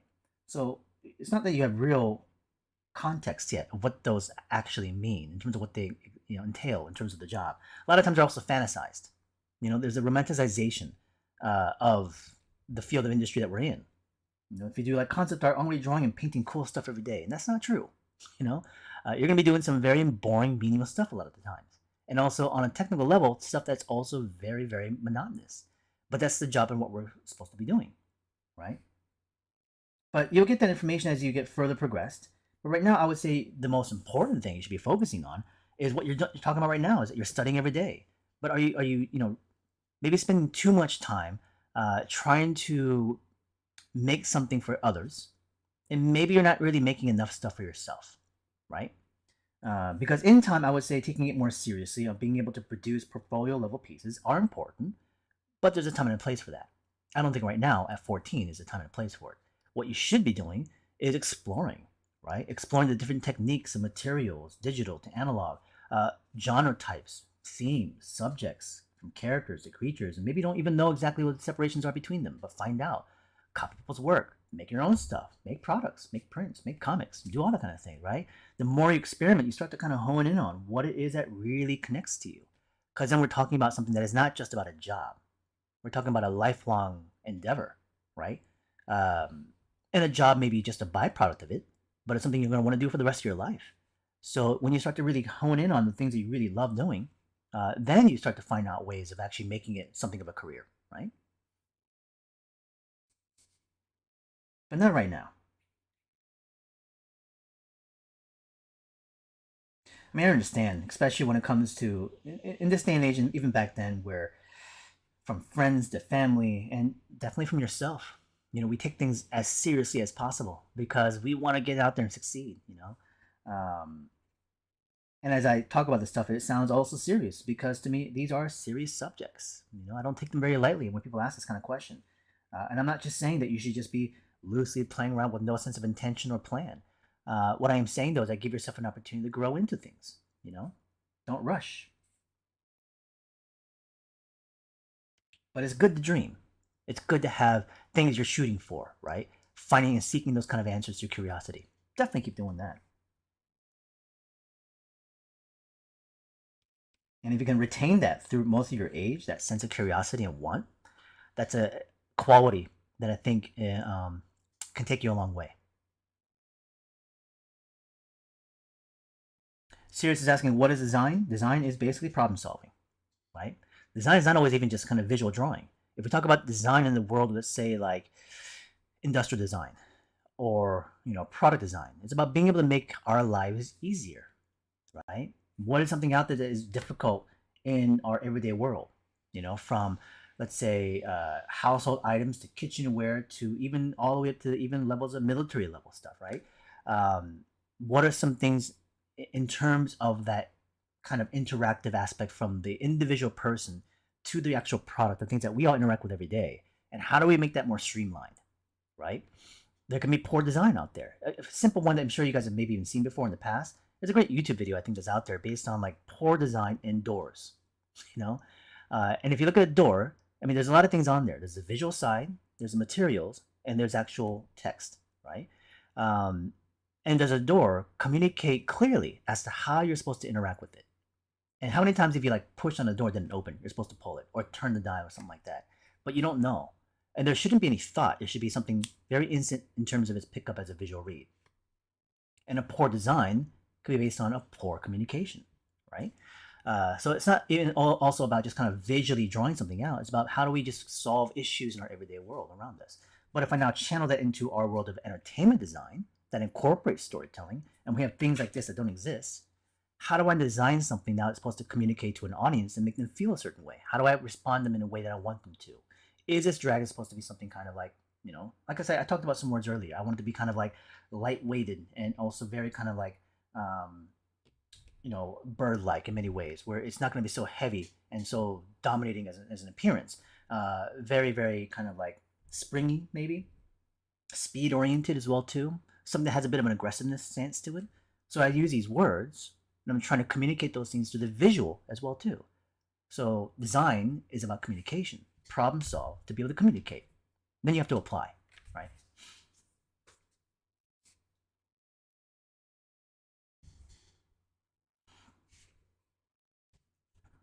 So I talk about focal point. Now, focal point has a whole another connotation to it, based on the fact that when I use it for my format of education in the class, There's a specific reason we use focal points to be able to be more effective in our ability to control information, to receive it, and also retain it. This is not dynamic sketching though, right? This is me illustrating an idea of a dragon, and I can use focal point the way I did in the class if I want to, but I can also detail the entire thing if I want, right? But what is focal point in the first place, anyways? I just want to make sure I haven't your eyes go to the specific area that I needed to. But am I done yet? No, I have a lot more I want to do here, hatching wise, detail wise, and can I then focalize that more? I could. But if I decide to intentionally render the entire thing, you could do that also. Then it's about being effectiveness and time balance, right? Everything is again based on decision making, intentions. What are you trying to do and why are you trying to do it? If you don't know, well, then you got to educate yourself more. Take classes, right? Practice on things. Talk to more people. Find out what those intentions are. Because they're not going to be so easily understandable in the beginning. Just because someone says that doesn't mean you automatically just know what I'm talking about, right? That makes no sense.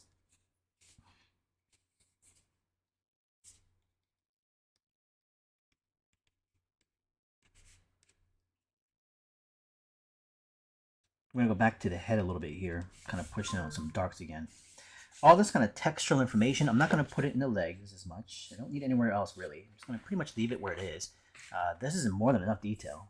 And now I'm just going to go into these kind of drop shadows. I use kind of like these dark, heavy line widths in between spaces.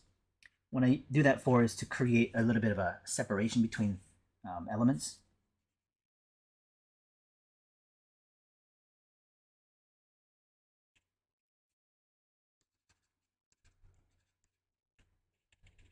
For those of you that have been joining in these live streams, classes for me are starting up this week, tomorrow actually.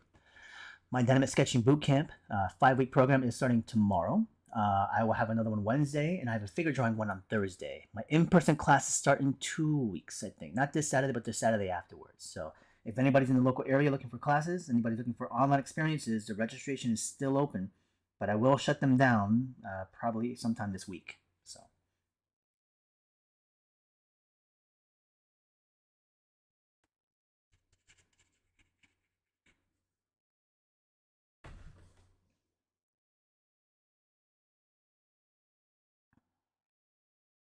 Dimanche is saying, why is my style starting to look like mine? Probably because you're resonating off of what I'm doing here.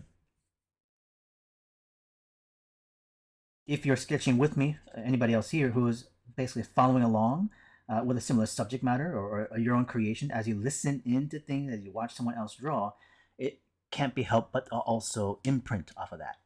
When I was a student watching my instructors draw, I would observe very closely because I wanted to be able to absorb what they were actually doing so I can apply it to my own work. So watching demos in classrooms were so highly rewarding. Someone just telling you how to do something wasn't enough. It has to be shown to you in hand, right? So especially like in painting, we would try to fight. I think it was like 20 people in the class. We try to fight our position, trying to see what the demo was. And the instructor would paint for like 30 minutes, and we just watch them. And then we would try to apply it, you know. But seeing demos was so importantly huge, especially in person. You know, today you have like a lot of tutorial videos and stuff like that, and you can watch somebody. But if they don't also explain things very well, so the connection between verbal and the physical has to be there in balance. If it's only verbal, it's not enough. If it's only visual, it's cool to look at, but you also don't have context of what they're thinking of. So a combination of both of what they can say about what their process is not so easily found. Not everybody can do that. Let me zoom out a little bit now.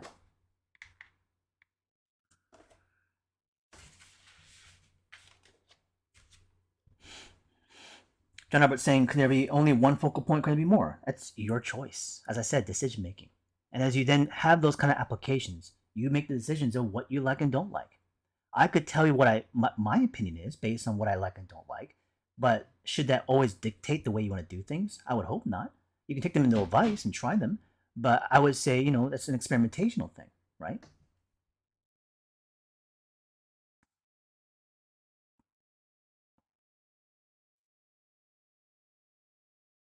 Jay Decker's asking, could some principles of design unrelated to drawing be useful to learn? If so, which design class would you recommend for drawing?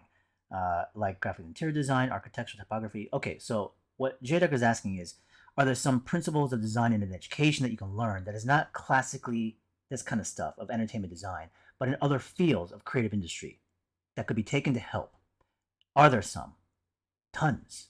tons. Anything on a creative side of design, whether it's on industrial design, right? Making products. Because why is that important? They learn a lot about processes, but also about materials, right? And understanding how materials work can really help make decisions as to what you would use in certain components. Let's say I'm designing a weapon or some kind of armor set, maybe in some kind of like product in a world of sci-fi fantasy. What is it made of? I can make up the material. I can also use materials that exist in our own world. Now, I'm not saying you're actually making that produced thing, but giving that kind of insight towards it makes it that much more believable, right? But other than that, I would say things like, yeah, typography is very important, because it's related to graphic design. Graphic design helps a lot in terms of being able to actually organize elements of information in a very aesthetic, pleasing manner, but also for communication side of things, right? Photography, I find incredibly helpful, in terms of how to frame things, right? How to use lighting, how to use color, how to use whatever the case is, in photography capturing. I find very important to train my eye, right? It's not drawing, but I'm looking at the world around me and I'm capturing through photography, but I'm still thinking of those very similar things. And I can apply it to my drawing easily afterwards. Excuse me as I look at something in a message.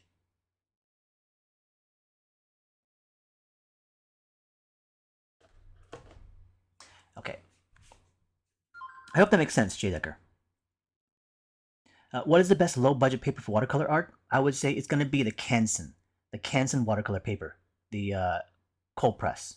Cheap, I use it all the time. Christian's asking what I think about Michael Hampton's approach to gesture drawings. I don't know, because I've never used his methods. I've seen some work he's done. It looks great. I'm sure it works perfectly awesome, but I've never used it personally. So I'm not going to give you an opinion about something I never really used. But, if you like it, go for it. Let's keep drawing on this thing. As I said, I'm kind of pushing darks now within individual pieces and parts in between. That kind of gives you a little bit of separation between some of the scaling and parts and pieces. I'm going to throw in this cast shadow behind the arm here. We are going to use some hatching onto this one.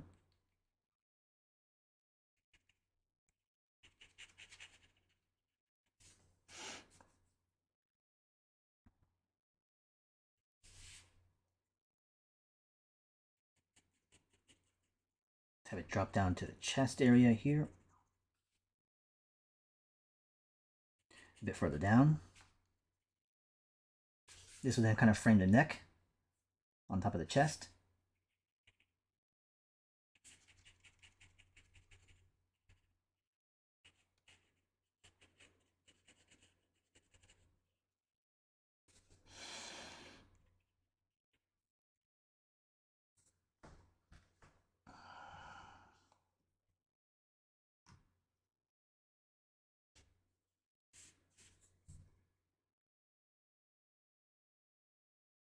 That's a very true statement, silent observer, about the differences between the resistance you get from the pencil to physical mediums on compared to digital, but there are advantages and cons of both.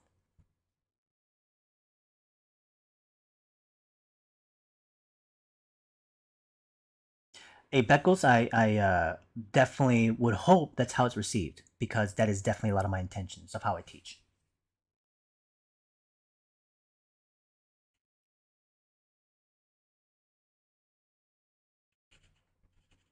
It's about helping people have enough tool sets to be able to walk their own paths, right? I'm not here to hold your hand to show you how to do things. I give you just enough information for you to hopefully discover it on your own. And some people make it and some people don't, but that is the reality of life. And others, I hope, will be more successful than me. And I have students out there who I think are incredibly successful. And I rejoice in that, mainly because it shows that the endeavors and things that I pursue, and also the legacies that continue on from past instructors, do still work. Okay. Um, if anything else, it continues to build my confidence and also my skill set. This is not just a give, there's a give and take. It goes both ways. I don't do it just for the taking reception of it, but it's a mutual thing, right? Um, and there are many instructors out there who are very good at what they do in their work of industry, and far better than what I would do, even too, when it comes to drawing and painting. But when they teach things, it becomes very much only on the idea as a technique, right? They will say do steps one, two, and three, and four, and then kind of repeat that 10 times over. Then show it to me. I'll kind of correct those technical things. But the questions are why are you doing them? What is it you're even looking for? What are different ways you can maybe find it? How can I pull something out of you to carry this on beyond the class? I'll tell you what I tell people in my class usually at the end of it is that if you take a class with me, that's not where the real work is for the student. Okay, that is for me to do the work, to show you how I do things and to show you examples and give you advice and give you information and give you feedback. But that's the work on my end. You can obviously incorporate that and practice it and try it, but the real work for the student in actuality is happening after the class is done. Because during the class, I'm basically giving you a scheduled kind of routines of things that you just have to follow. You just have to follow them, right? Now, do or don't, that's obviously down to how you manage time and whatnot. But real work of being able to apply the information is then on your shoulders as you finish the class. So now, can you stand up on your own 2 feet and continue it without someone there to tell you how to do things, right? That's the real work. And how many times have you taken a class and you enjoyed it and you did all this great stuff, and after the class is done, months goes by and all of a sudden never did anything again, right? Um, that's true failure, in my opinion. Not failing the class inside the class. If you don't do the work, okay, we can always do better next week. But after the class is done, and all of a sudden 2 months goes by without you actually incorporating anything you learned from it, in my opinion, that is where then you have failed the class, right?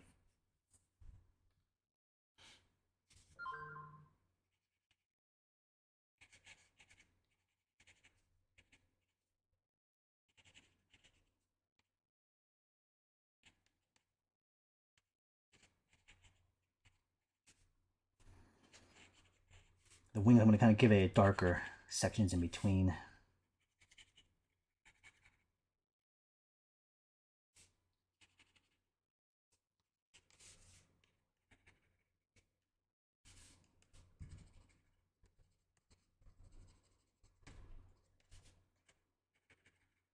Let's do the cash out underneath this appendage as well too. I'll go back to some of your guys' questions in just a second here.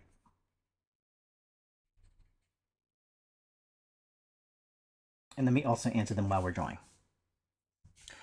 Let's see. Currently doing a school project from Green Pomegranate. Good luck with that. Evolution's asking, I know this isn't really related to art, but how do you speak so confidently? Is it deeper? Is it a deeper understanding of the subject, or are you just naturally ultra confident? No, naturally not confident. I don't think anybody. Well, I mean, of course, there are some that seem to be born with it, right? That's that sort of complete sure-footedness. I guess there are some that are like that. I would say that's a very small percentage of the population. I think the majority feel very inconfident in anything they pursue, right? I fall into the average when it comes to that. But there was, I guess, something I recognized at a very young age that, not to say I recognize at a young age, it's more like I recognize it now that I'm older of what I was doing when I'm at a young age, which is I never felt fully confident in things that I pursued, because I was always kind of like the quiet, the smaller, the kind of in the background kind of kid. But I was always active on trying stuff. But the thing is, no matter what I pursued, I normally took it to the end, into its like completion, as best I could. And I always saw the result of it, regardless if it was kind of average. I think in that side of strength of, I don't know, perseverance maybe, or hunger or drive, is an element that I don't know if it was born with, if it was maybe installed some way by environment, by parents or something like this. I don't know, but was there, and to this day, I would say it's an aspect of me that I can recognize now more, uh, in sensitivity to, that I can now really kind of not just reinforce but also actively use in kind of everyday situations, whether it's like live streaming here or teaching in classes or doing gallery shows or talking in front of people or drawing in front of people. I'm able to tap into it. But of course, now you're talking about the combination of experience. I've been drawing since the age of 5, and I've been drawing in this kind of more technical format since the age of 21, and I'm 41 now. So you're talking about 20 years of experience from coming out of school, then working in industries and teaching for over 12 years, right? All that kind of stuff. And the decades and decades of work in combination to the side of, again, this sense of completionism, I guess, or perseverance and drive or hunger, combination of all those things, I think is what kind of made this stew for me, right? Um, but, I had no direct answer to that.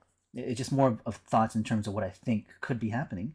Uh, Am I special? No, no. I think there's a lot of other people that can have the same kind of outcomes, but I think it's a combination of not just who I am. It's the combination of the life things that happen with around my environment, the people that I met, the schools that I went to, the friends that I've had, the fortunate and very lucky, kinds of experiences, but also unlucky, and very kind of traumatizing experiences in combination to all of them.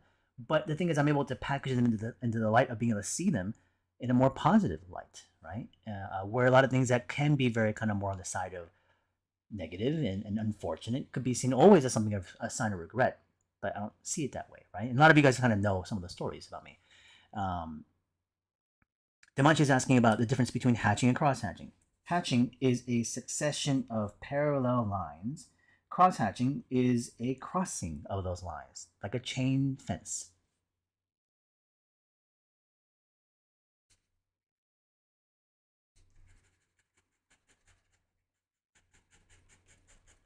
But I probably would probably even like give it a lot of credit to just practice, practice. A lot of practice. Um, Again, teaching has been a big component to it. After 12 years straight of doing this, in front of thousands of people, internationally, globally, and domestically, um, it's probably helped a lot in my ability to communicate my thoughts, my ideas, my methods, but also just in general conversation now. It's like being younger, it was a lot of energy just to keep up a conversation, and it still is today because I'm still naturally much more of a quiet guy. But if I'm actively in a situation where I need to be able to speak and engage and talk, and not to say I'm putting up some kind of front or mask or anything like that, but I do know that there are moments in which I want to be able to engage with others, and I can put that kind of energy on, right? But the thing is, I enjoy that too. So I don't run away from those situations. I like them. I think when I was younger, I definitely would have found a way to escape those things. I didn't want to be around large crowds. I didn't want to be at like these kind of big parties and in social situations or presenting things or talking in front of others. I hated it. You know,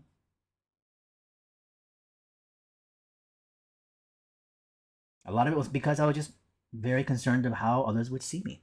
It's that very much a young mindset of being very self conscious of things. That there's tons of judgment. And the thing is, people probably are, even now.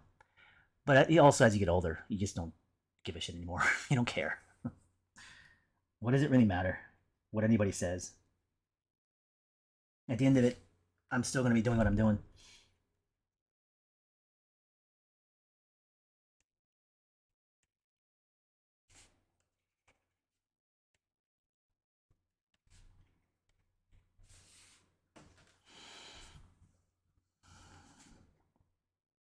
Green Pomegranate is asking, in your online courses, do you also interact with your students? Yes, 100%.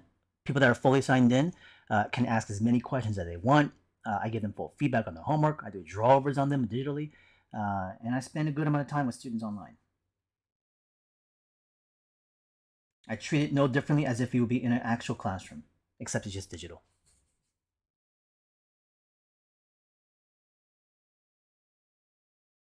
Let's go into the lower legs here, add in that cast shadow as well. As I got into these kind of shadow shapes in between these spaces, I'll add some more hatching to blend. Soften out some edges maybe. Do a bit of cross hatching if necessary.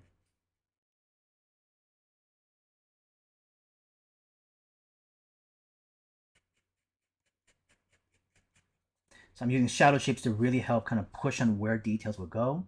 Areas where light is really hitting those surfaces, I don't really touch as heavily as much. Like in this leg over here, I'm not really going to add anything else in this area. That decision making of choosing where you want information or not, tough at first. You tend to over detail most times.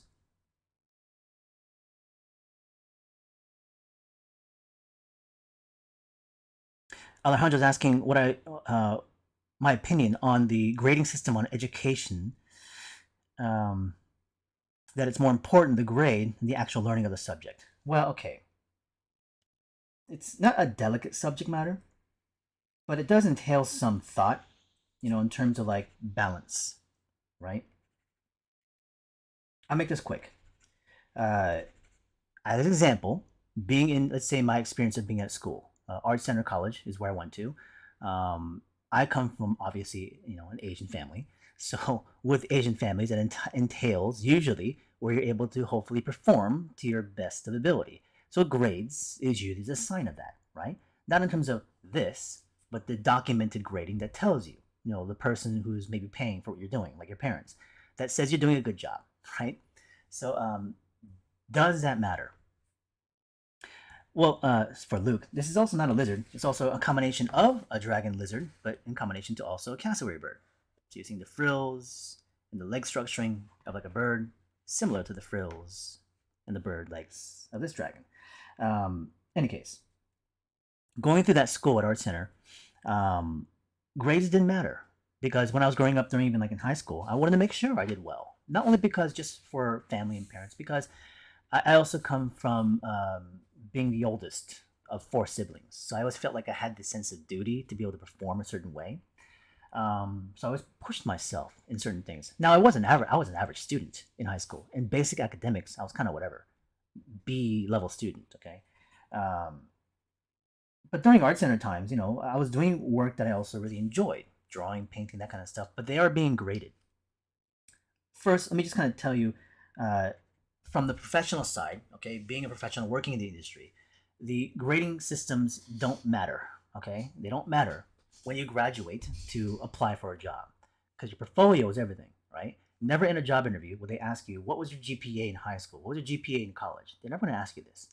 They're never even going to ask you what degree you have. I mean, they can talk about it. It can be from a conversation, but it won't dictate, your ability to get a job in our industry of working in the entertainment field.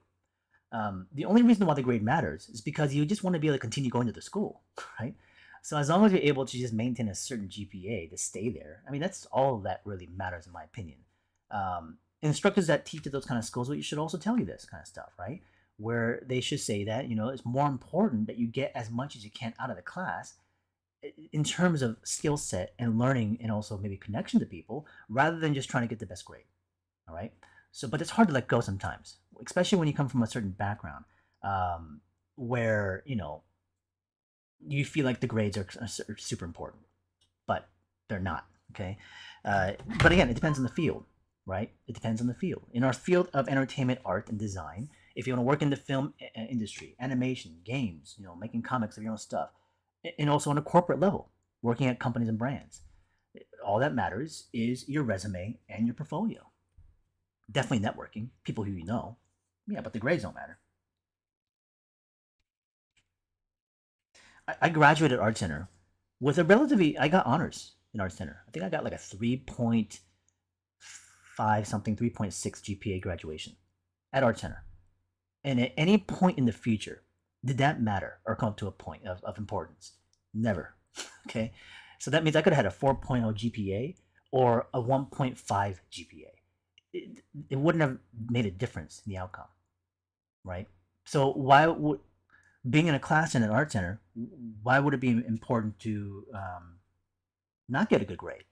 Because maybe you're trying to do something that is maybe against what the instructor is asking for, right? What if you're trying to take those skills and take it in a direction that you really want to apply it to? Maybe you're not necessarily following the rules, or maybe you didn't really perform as well. Maybe you took the class again. Maybe you actually had to redo some of the work and you had to exit out and fail that one and retook it, right?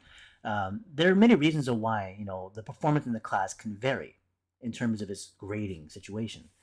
But in those experiences, it should enable you to then look for the next achievement. How do I push those things? How do I reapply it in my ways that I want to?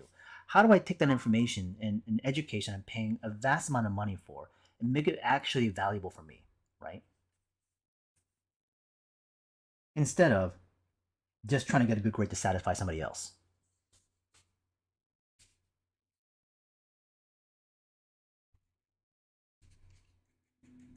At some point, as you grow older, especially for those of you that are like teens and 20s, it's so. connected to making sure that you satisfy the others that are around you. I mean, understandably so, because they might be supporting you financially. So parents and family, that kind of thing.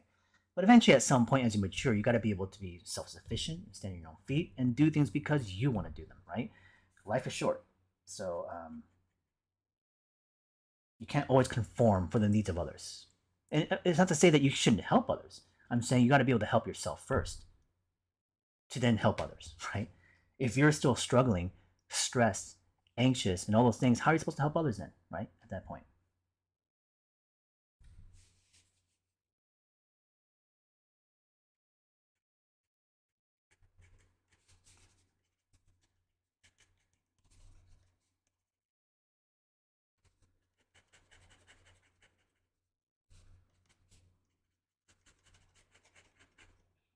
This whole bottom leg here is going to be in shadow up to about there. Let's zoom in out a little bit. So you can see now just the entirety of the way it looks inside the accordion. What I'm probably going to do is right here, I'm going to draw this dragon head again from a different angle, just to fill in that space. We're actually going to be done with this one real soon. I would say in about maybe next 15 minutes, this sketch will be done. Maybe less. If I kept drawing without speaking, this would have been done half an hour ago.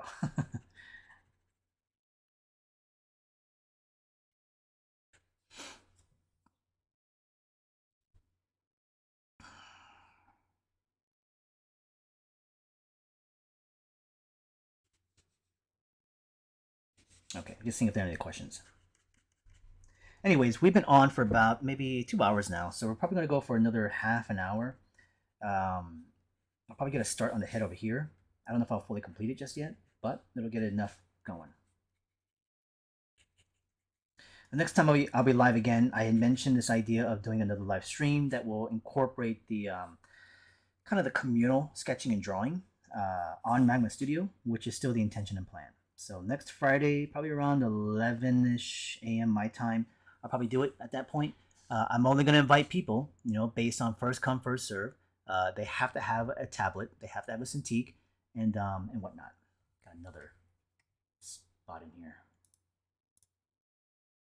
Maybe I should bring in somebody to help me with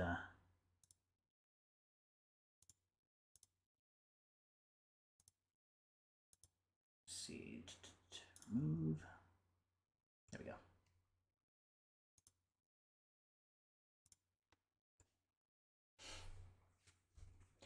Why is drawing so addictive? Because it's very chemically inducingly effective. Gets you into that zone, gives you a lot of dopamine hits, based on something that you're interested in.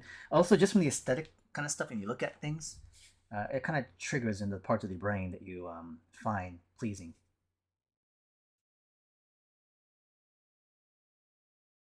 I think it's, well, for me, drawing and sketching is very therapeutic, right? And I talk about this in my class, and I've spoken about this in live streams before. For some of you, you may not find this to be very therapeutic, drawing. You may not find it very relaxing at all. You might find it extremely frustrating and stressful. You might have a sense of fear of drawing. You know you want to draw, you know something you actually want to do, but then the imagined idea, the fantasy of it, the action of it always feels amazing. But then you sit down and try to do it, that first line in, all of a sudden you feel the adverse effects, right? And all of a sudden you can't just leave it, so you keep going, and it's just now the struggle of just trying to put something on the page. Um, and so that can create this mindset of fear even before you even start sketching it in the future. Like you start to get afraid of it. I know I want to draw, but like I don't even know what to do. I don't know what to start with. I don't know what's going to turn out like. It's not going to be very good. All those judgments and thoughts happen even before you put a line on the page. um, but it's taking something from you now. The energy, the enjoyment. I mean, there's nothing but stress it's giving you at that point. I don't think drawing is supposed to be that, and everyone, especially in the industry, will even post about this, saying like how our field is, it's supposed to be a struggle, right? We go through these struggles to end up producing something of value and worth. I mean, I can understand there's challenges and there's difficulties of problem solving things, especially on a more client level work kind of stuff. But when it comes to like your personal growth and education and exploration of things, I don't think it really should be like that. It can be tiring physically, and that comes with the territory. Yes, balance is important there, but the mindset of what and how you're doing it shouldn't necessarily be that way. I feel so when I draw. For me, every single time I sit down, there never is a moment of like stress or this feeling of impending kind of doom of a sketch. I enjoy it every single time. Let's go to the bottom side of the forearm here, throw in some hatching. The dark shadow shapes underside of the forearm, in between some of the scales and the textural information. Basically designing shapes of the dark shadow shapes underneath. Opposite side of where the light direction is coming from.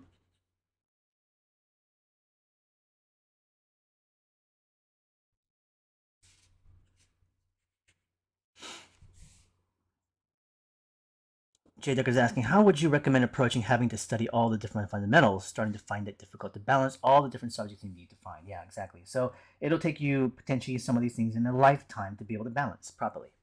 You're not going to get everything down in a fully confident manner. It's impossible, in my opinion. So if you're talking about all the fundamentals, right, from drawing, within drawing, all the subsets, right, we have the figure going into anatomical information, to proportion, to then costuming, then to also render. Within rendering, you have the ideas of value control. Then you have also painting that goes into color and light. You have perspective, and of course, apply perspective into environments, and you have also drawing the vehicles and all those other things. It sounds overwhelming to the point where it sounds impossible to even to harness in any level of full confidence. And I would say it's impossible to.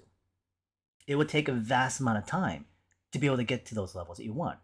And in some things, you may not be able to harness as much as you'd like to. We think somebody might say, "But you're able to do all this stuff," but I'm not. I can draw things relatively well, but I can't paint like all of my friends. I don't understand light and color as well as them. I don't have as much confidence in that field as my other people do in the industry. Perspective is okay. I have a good relative strong control of it, and I'm able to manipulate it pretty well. But I feel like I could also be better in those areas. In terms of thought process and creation, I feel the most confident in. But in terms of the technical things, I'm not savvy on every single component to it. But it doesn't stop me on being able to produce all the things I want to be able to produce, right? And I know I have another lifetime, not a lifetime, but another, half of my life to be able to spend all that time to continue to really harness that level of information and confidence. And right now, I feel like I'm at a level where I'm still, I'm getting strong holds of stuff, but there's so much more I want to do, and I'm getting better. I just showed the sketchbook from 2017 at the beginning of the stream. We did a sketchbook tour. It's 5 years old, but from those 5-year-old sketches, I can tell quality differences what I can do now compared to back then. You know, Owen saying, since you're in high school, I noticed I'm going to have less time to draw because of tests and assignments. What do you advise I can do to try to draw more? Well, here's the thing. This is not going to be easy to incorporate, but it's more of an idea of a thought in terms of how it needs to eventually morph into, right? Yeah, of course, you're going to be the one responsible to look for those opportune times to just sketch and draw when you can. I used to draw in class all the time in high school, on paper and sketchbooks, and I'd be listening to lectures, and of course it would be like it doesn't seem like I'm listening, but I am, right? But a lot of the instructors don't realize that. They don't know, so they think I'm not paying attention. So they always usually try to negate that action, right? They don't want you to sketch and draw. But I used to sketch and draw in class all the time. Um, After hours, I would do my homework and I would just draw constantly all night, honestly. After dinner, with my friend late into the night, if I didn't have homework, that is. But I would draw as much as I can, even during high school. But there's another thing that eventually needs to kind of evolve into, which is you should be always drawing. Maybe not necessarily on paper, but up here, you know, where as you look at things you like from other artists' work to, I don't know, sculptures and animals and outdoor things or people, you're able to go through the mindset process of, well, how would you draw those things? What do you see based on the shapes, the silhouettes, the form, the light, the color? What attracts your eyes to certain things? Your brain is always on to some degree to be able to problem solve those things as well as you can. You don't actively pursue it on the page, but it does give you the visual recording practice, right?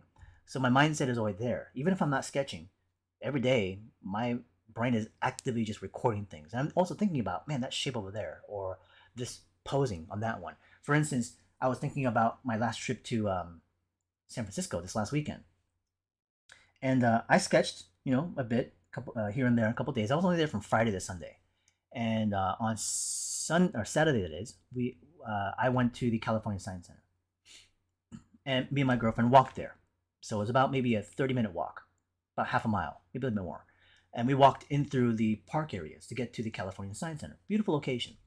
And we could have drove there, took an Uber, which would have been like 10 minutes, but we instead walked half an hour. Now, my girlfriend was on her phone most of the time, but I was just walking around and just looking at things. And there was about 3 or 4 visually really interesting things that I saw that my brain actively just recorded. Now, I didn't consciously make the choice about that particular thing that stood out to me. My brain was already on to register that thing for me to recognize. And then I actively thought about more seriously, oh, what did I see, right? There was one in particular. I saw this tiny little bird. Oh, gosh, I mean, the bird was super tiny. Really, really kind of little beady eyes. It was really cute. And it had the white belly. It had a dark top. These little long tails like this. This is what the bird looked like. Okay. And I could tell that this one was a male. It was a male. And hold on. Okay. And there was another male next to it. And they were on a fence. They were sitting on top of a fence. And there was a female on the ground. And I could tell that was a female because it didn't have the same patterning. Usually the females in the bird world are much more drab. The males have a little bit more flash to them. And these two males were sitting there, and as soon as I walked by them, they had this battle right in front of me as we walked by. And the female was on the ground watching them from above, or watching them from below, looking up. And the males were like flying in the air, kind of like doing this kind of almost wrestling dance, if anything else. And it lasted for only 5 seconds, and then the males flew off because we walked by them, and then the female flew off. I don't know, just that moment of watching those two males fight, looking for the attention of the female. It's a part of nature, right? I just thought that was kind of a fun little interesting thing naturally that was happening in front of me. This side of competition, this side of visual, the posing behind it, the movement, the speed, the show of intimidation, the positioning where they were, all those things I picked up literally in a few seconds, and I walked on, but it kept it in my head because I recognized that moment. It's like, oh, that's kind of cool what they were just doing, right? What you just did right there. Another one was seeing this large tree.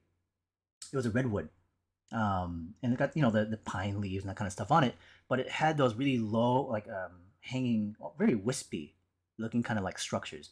And I was just thinking to my head, it's like, where does that stuff even come from? Does it come from the pine leaves, or is it just kind of germinating out from the branches? I didn't even know where it came from, but it had a very interesting visual look to it. I saw some that were much more covered in this kind of wispier look that kind of looked like a willow tree, but some that were completely like very much pine, redwoods, but they had parts of it just kind of growing. I just didn't know where it came from, but I thought visually it looked really cool. Um, so again, as I'm just walking to the park, I'm just seeing this stuff. Now, am I going to actively draw it? No, but there were visually interesting things that kind of marked it for me. Um, and you can look at photographs of this kind of stuff, but it's not the same as being there, walking by it, to have all the other elements around you environmentally to add to the sense of memory, the temperature, the sounds, the smells, the touch of walking where I was. All those things I remember exactly when I was walking those moments of what it felt like. Every single part of it, tactilely, sound, uh, the visual, the feel, everything about it. I remember, but there are big parts of the gaps that I don't remember at all. Do I remember every single minute of that walk of half an hour going to the museum? Of course not. But those moments stand out. And I'm using the environment as a way to record that data, which I can then tell you these stories, right? If I ever want to use them, what if I use that example of two males fighting for this female in this example for the dragon? What if this is a male dragon and I had another male dragon and I had a pose of them fighting, and it was fighting over these kind of small little females, It's natural. It's something that happens in our world, and I watched it happen in front of me. But I can use it as an example of inspiration to create some sort of visual image now using dragons, right? And it stems from just that very moment of just walking in a park.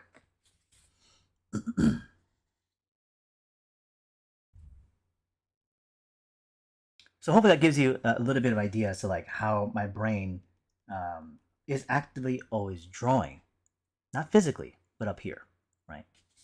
My brain's always on. You might think, well, isn't that tiring? No, because it doesn't take energy to do it. In the beginning, it can, because you're not trained to do so. This is also then about training, right? Practice. So the only thing that separates between me and a lot of you guys, as I tell a lot of other people, is that time is a difference. There's 20 years of difference of time between me and someone else like you, right? So that means if in 20 years, could you also be able to do the things I'm doing? Potentially, yes. Why wouldn't you be able to, right? And somebody might say, because you're more talented. Well, that's bullshit. I don't agree with that. I don't think talent has anything to do with it. The amount of time I put into those 20 years to be able to do what I'm doing was immense. Does that mean if you put the same amount of time, if not more so, you become as good? It's not about being as good. You become you. You have your own path that you follow, and you have your own confidence that you're able to produce. It's not about doing what I'm doing. It's about finding who you are, what you want to do, right? That's true confidence, not imitating others. And I'm not trying to be others, but there are overlaps, there are parallels because we follow in those same paths, and those coincidences or inspirations and alignments do happen. Which is why then us as Super Ronnie team very much got together because we found those similarities. We found those similar aesthetics and interests and lifestyles and things that we liked that we connected to. So we're all friends, right? So then, of course, logically, we also have very similar kind of visual outcomes. Um, that's the mentality, right?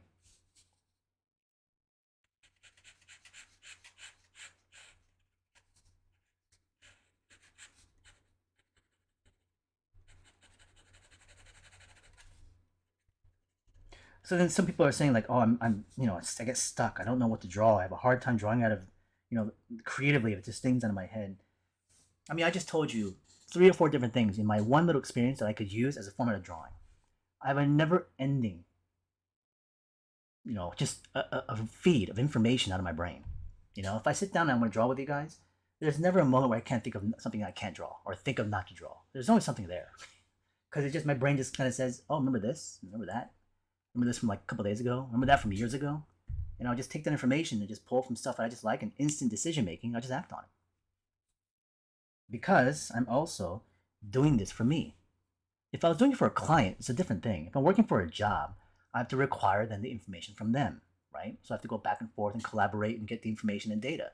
But if I'm just drawing and sketching, and this is all just for me, there's no pressure there because I can do whatever I want. But I think also in that, just because I say that doesn't make it easier, right? For a lot of other people, that sounds very intimidating, just to be able to do whatever you want because you don't know what you want to do.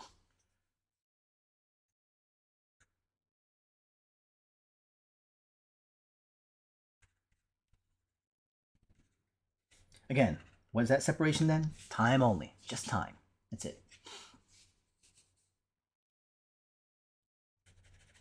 Okay, I'm not gonna fully finish this dragon right now. I want to actually get started on the head study real fast.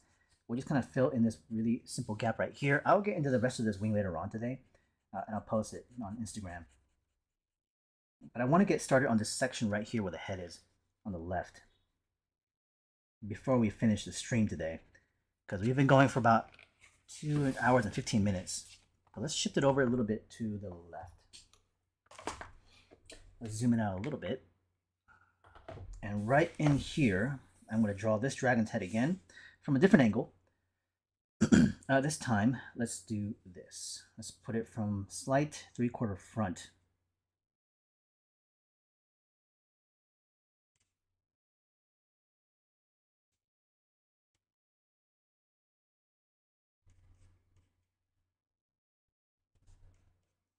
So here's the brow structure.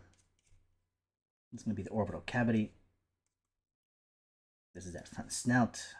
Nostrils nose is going to be here, here. This is where the mouth comes down into the cheekbone. Shape of the mouth into a little bit of the teeth design. I'll open the mouth on this one.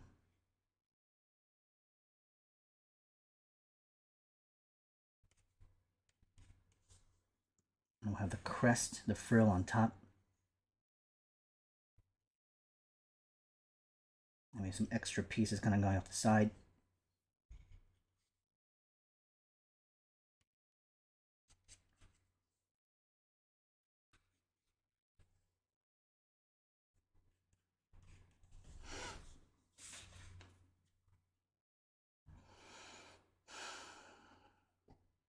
Art Prentice is saying, speaking about time, I really struggle to study longer than 4 to 5 hours a day. Any advice and progress to make practice further than that?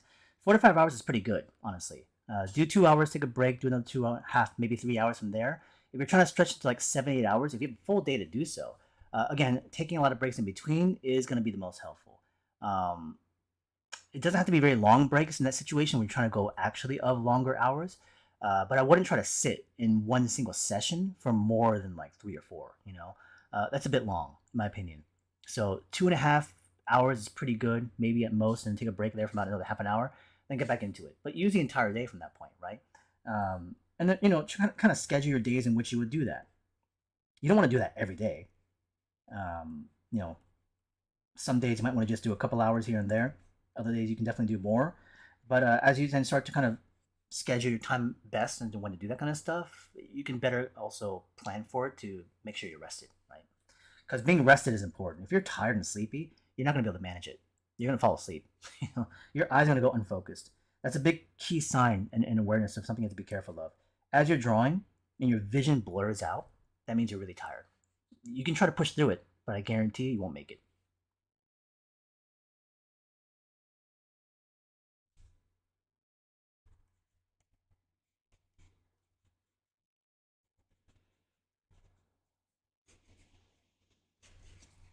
The lower mandible.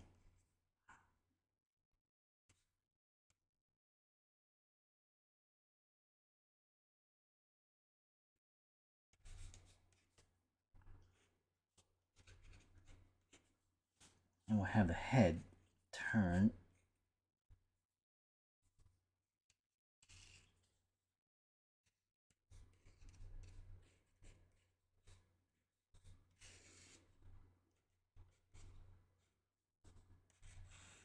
And we're just doing a head study, so we'll just include the neck right in there.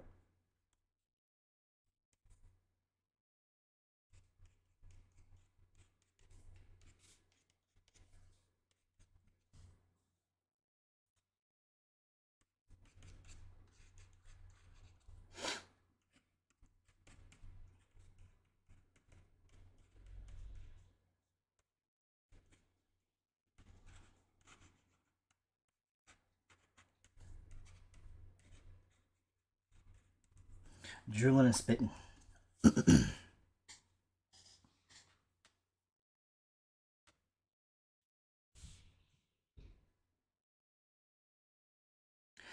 Tank, welcome, man, from West Virginia.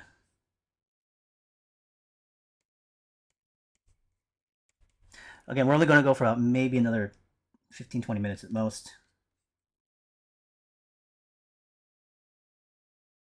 But the stream will be put up on YouTube, so you can rewatch it if you want to. I think a lot of people aren't watching these ones afterwards because it does say cards and coffee on the title screen. So I think people are assuming who are coming onto YouTube that it's only going to be about card openings, which, at first it is, because I like doing that stuff. But eventually we do draw. I didn't used to. It was mostly just only cards. But I can't help myself. If there ever is an opportunity to sketch and draw, I always do it.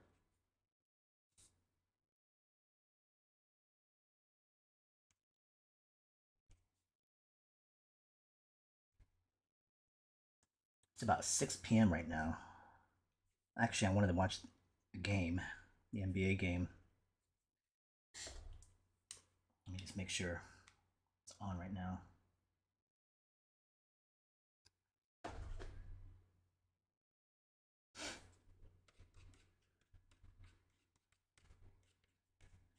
And then after this, I'm probably going to go work out. I'll probably watch the game, go to the gym, come back, have dinner, and then usually I'll watch a film, and usually I'm sketching more. That's kind of like my schedule, like today, because yesterday I flew in from SF. Today I got up probably around like 10 because there was no schedule to do. I usually have a mentorship evening and a night, but today the mentorship canceled it for Thursday. So today I usually just get up. I had lunch because I just slept late. Um, got up, cleaned a little bit. I watched one movie, and then did some stuff outside, but it was raining, so I mostly stayed indoors. And then we kind of I just came into the room to do some card stuff. So today was pretty much super relaxed, the most relaxed so far this week. Tomorrow I have work because I got classes in the morning. But typically my day to day is pretty much what you're seeing. I just draw a lot, watch a lot of movies, or I would just step out and go do something. Um, it's a nice life that I think it took many years to get to this point, to be able to earn this kind of lifestyle, to be able to still support myself, in terms of financially, which is okay. It's not like I make, money hand over fist. I still have to be financially responsible, but to be able to just teach and schedule things that way I want to, and then I just traveled when I want, and then also I'm on break at the moment, so Mondays today was super relaxed. So usually my days are pretty easy. So when you have no boss and you just get to draw what you want and create things for yourself and work on your own things in your own pace, life is stress free to a degree. To a degree. There are natural not frustrations, but natural stresses. Again, financially, things I have to be careful of. Can't spend too much of this or too much of that, so I'm trying to save money as well too. But I can't help it sometimes. I'm pretty bad with that. I usually tend to kind of just buy a lot of stuff. Um,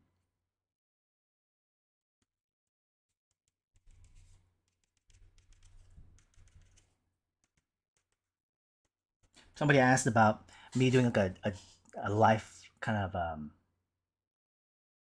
diary, a vlog in a lot of ways, kind of following my day to day. If I was to verbally explain it, that's kind of my day to day. I don't know if it'd be interesting to watch that because it's, I mean, I do stuff, but sometimes I'm also just kind of hanging out watching a film. I wanted to get outside in the backyard to shoot archery stuff, but it was raining so much I didn't get to do it. But tonight I definitely will go to the gym.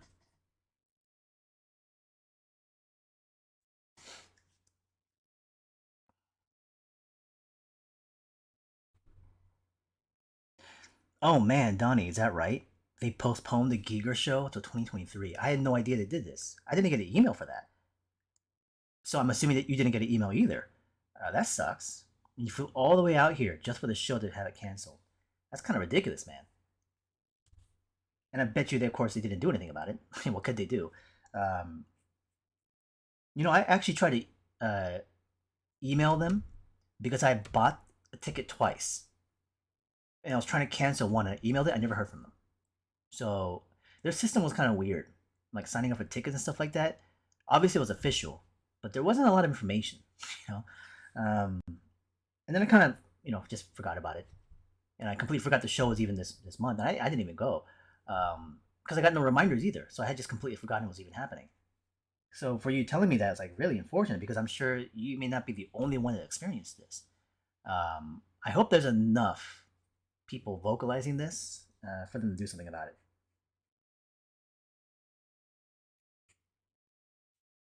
Again, I mean, what can they do? I mean, they can maybe refund people, um, but it's not like the tickets were massively expensive. But I guess for some people it could be. But man, that sucks. There was a post on the website. Yeah, of course I never visited the website either. Why would you, right? You would just go through your email based on the ticket that you have.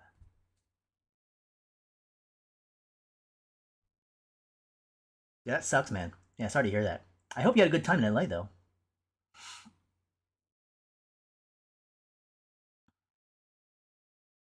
Marco's asking, were they going to have the passage display where you can walk inside his paintings? I'm not sure, Marco. I had tickets to go to see that Giger Museum here in LA as well too, but I didn't know what it entailed. I'm assuming they were trying to bring stuff from his Switzerland museum over to here, but I don't know what they had. I was in Geneva years ago, like in 2018. I was about maybe an hour away from the actual museum in Switzerland, but I wasn't able to make it. But I've heard it's really cool. I've never seen Giger's stuff originals in person, which is why I really wanted to go. But if they postponed it, I mean, I'll probably still try to go, honestly. But I don't know what that means for our tickets. I'm assuming you can just bring it in, saying that you have bought it at this, scheduling date, and you just show it to them and get in. But I'll have to go on the site. But still, it sucks for people like Donnie who flew all the way over here for that show.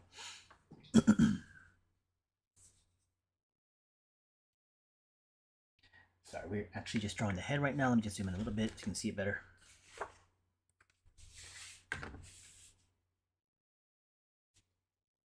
Just doing a little bit of hatching. I'm not going to go overboard just yet with this one.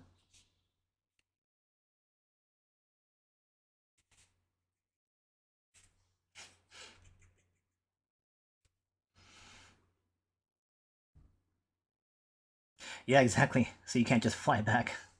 Yeah, that's terrible.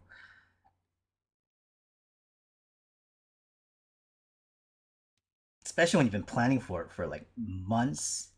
I think I bought that ticket earlier this year.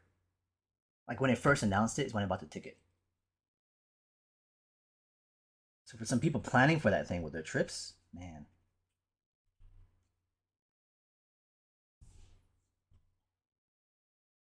Oh, is that right, Marco? Interesting.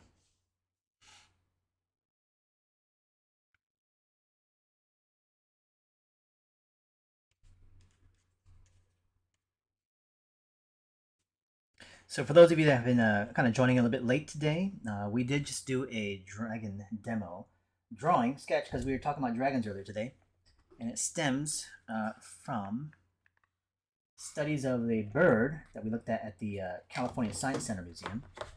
So we have studies of a cassowary skull over here with the cassowary bird, which we then moved into our side view, trying to get the sense of proportion of length, some design elements of pieces, some anatomical information to some degree, and then this three-quarter angle view, which kind of gives us a slight pose, a bit of an up angle, slight, not too much, just to get something in place.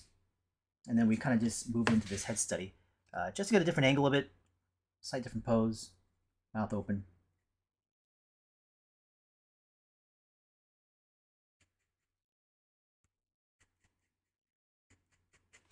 But we're about to wrap things up. Again, as I said, for other people, we are going to do a live stream on Friday. On Friday, I'm going to do the kind of the community-based drawing and sketching with 5 people on Magma Studio. So for those of you that join in, you are welcome to also ask and request to be a part of the live stream if you want to draw with me. But it'll be first come, first serve. So those seats most likely will fill up really fast. This first round was a little bit slower because I was trying to find appropriate people in the beginning just to test it. But this next one might be kind of quick, so I'm not sure just yet. Now that people have also seen what it is. But those of you that have interest towards it, just make sure that you have the proper kind of like digital tools, hardware, and then you just kind of request it by Instagram is where I'll post a story about that live stream for Friday. And then from there, you can just kind of DM or reply to the story, which I'll get it in my DM, and I can either approve you or I will unfortunately say it's filled up. So if I don't respond, usually it means it's filled up.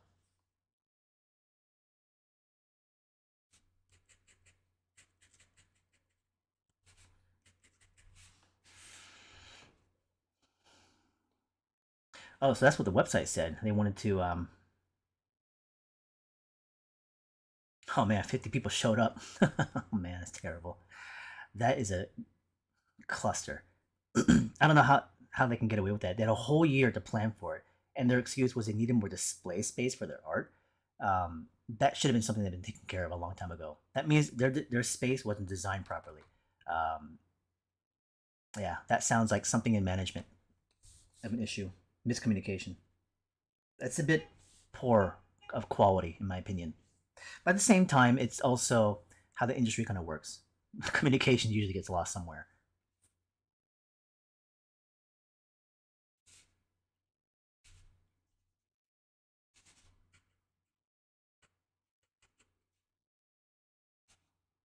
Yeah, those kind of last minute changes are no good. It's a bad sign, actually.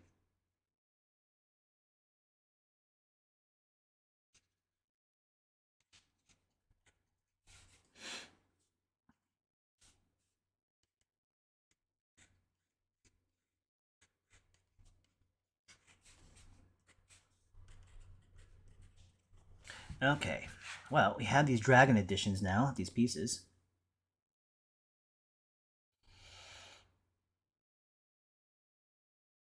Yeah, good. I'm glad people have had a good time with the last live drawing that we did on Friday. Oh, no, I'm sorry, not Friday, but last time we did live. This Friday when we do it, we'll see how it goes. Hopefully, we'll have a lot of fun. Today's stream was actually relatively long, about 2.5 hours. I hope you guys were able to enjoy speaking with me here today. We did a couple of drawings and sketches. We did do some of the card openings in the very beginning, but the live stream will be posted on YouTube again once it kind of processes. So if you want to rewatch it, you're more than welcome to. Tactic Tank is asking, do I reuse gouache? I do. I like gouache quite a bit, actually. It was my medium of choice when I did environmental sketching and painting.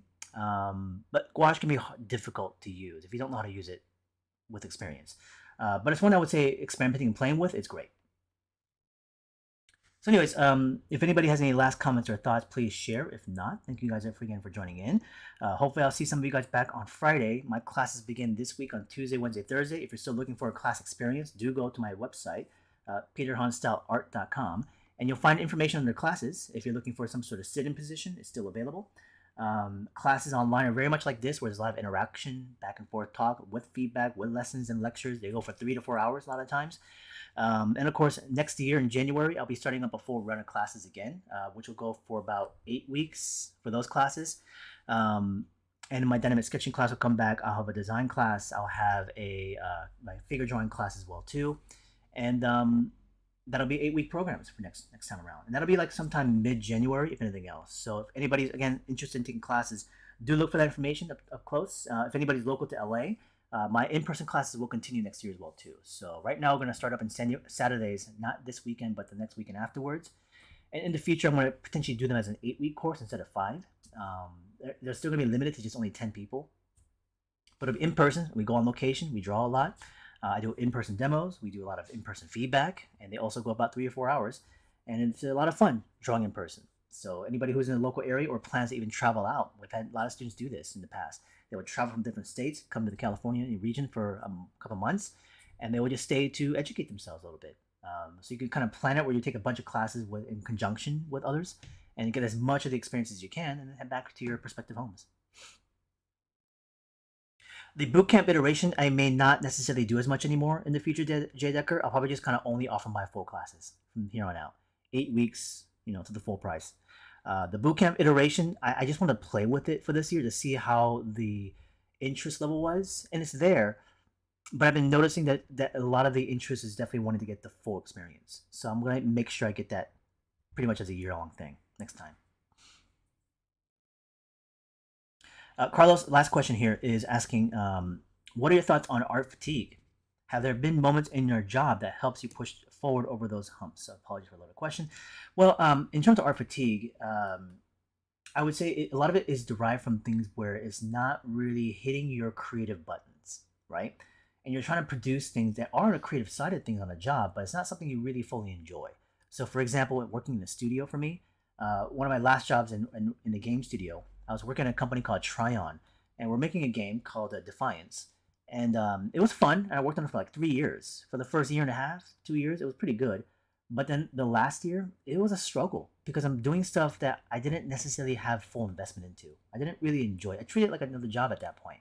It's still creative. I'm still drawing things and painting things, but it wasn't as fun, especially when things go from like pre-production to more production level stuff. It also becomes a bit of a grind, So it's something you have to kind of be wary of. Now, of course, even in your own work, art fatigue can happen where you're generating stuff initially that was your own thing, but it becomes another grind because now you're having to produce it for something, right? Maybe you're trying to make your own comic. Maybe you're trying to make your own portfolio.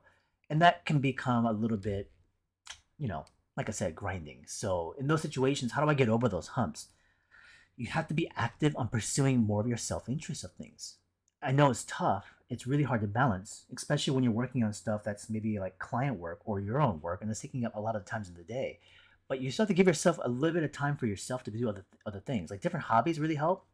And even in the world of drawing and painting, if it's something that's also just your own thing that is not going to be used for anything else, it's just because you just want to do it, that can kind of refuel you on the creative side of stuff. It's not just about being rested and feeling, energetic and physically there.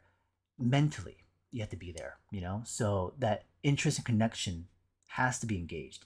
So yes, getting a lot of rest is important, but you definitely need some sort of outlets to fuel that creative side of things, so that as you are then producing things that are a bit more grinding, you can still bring in that enthusiasm.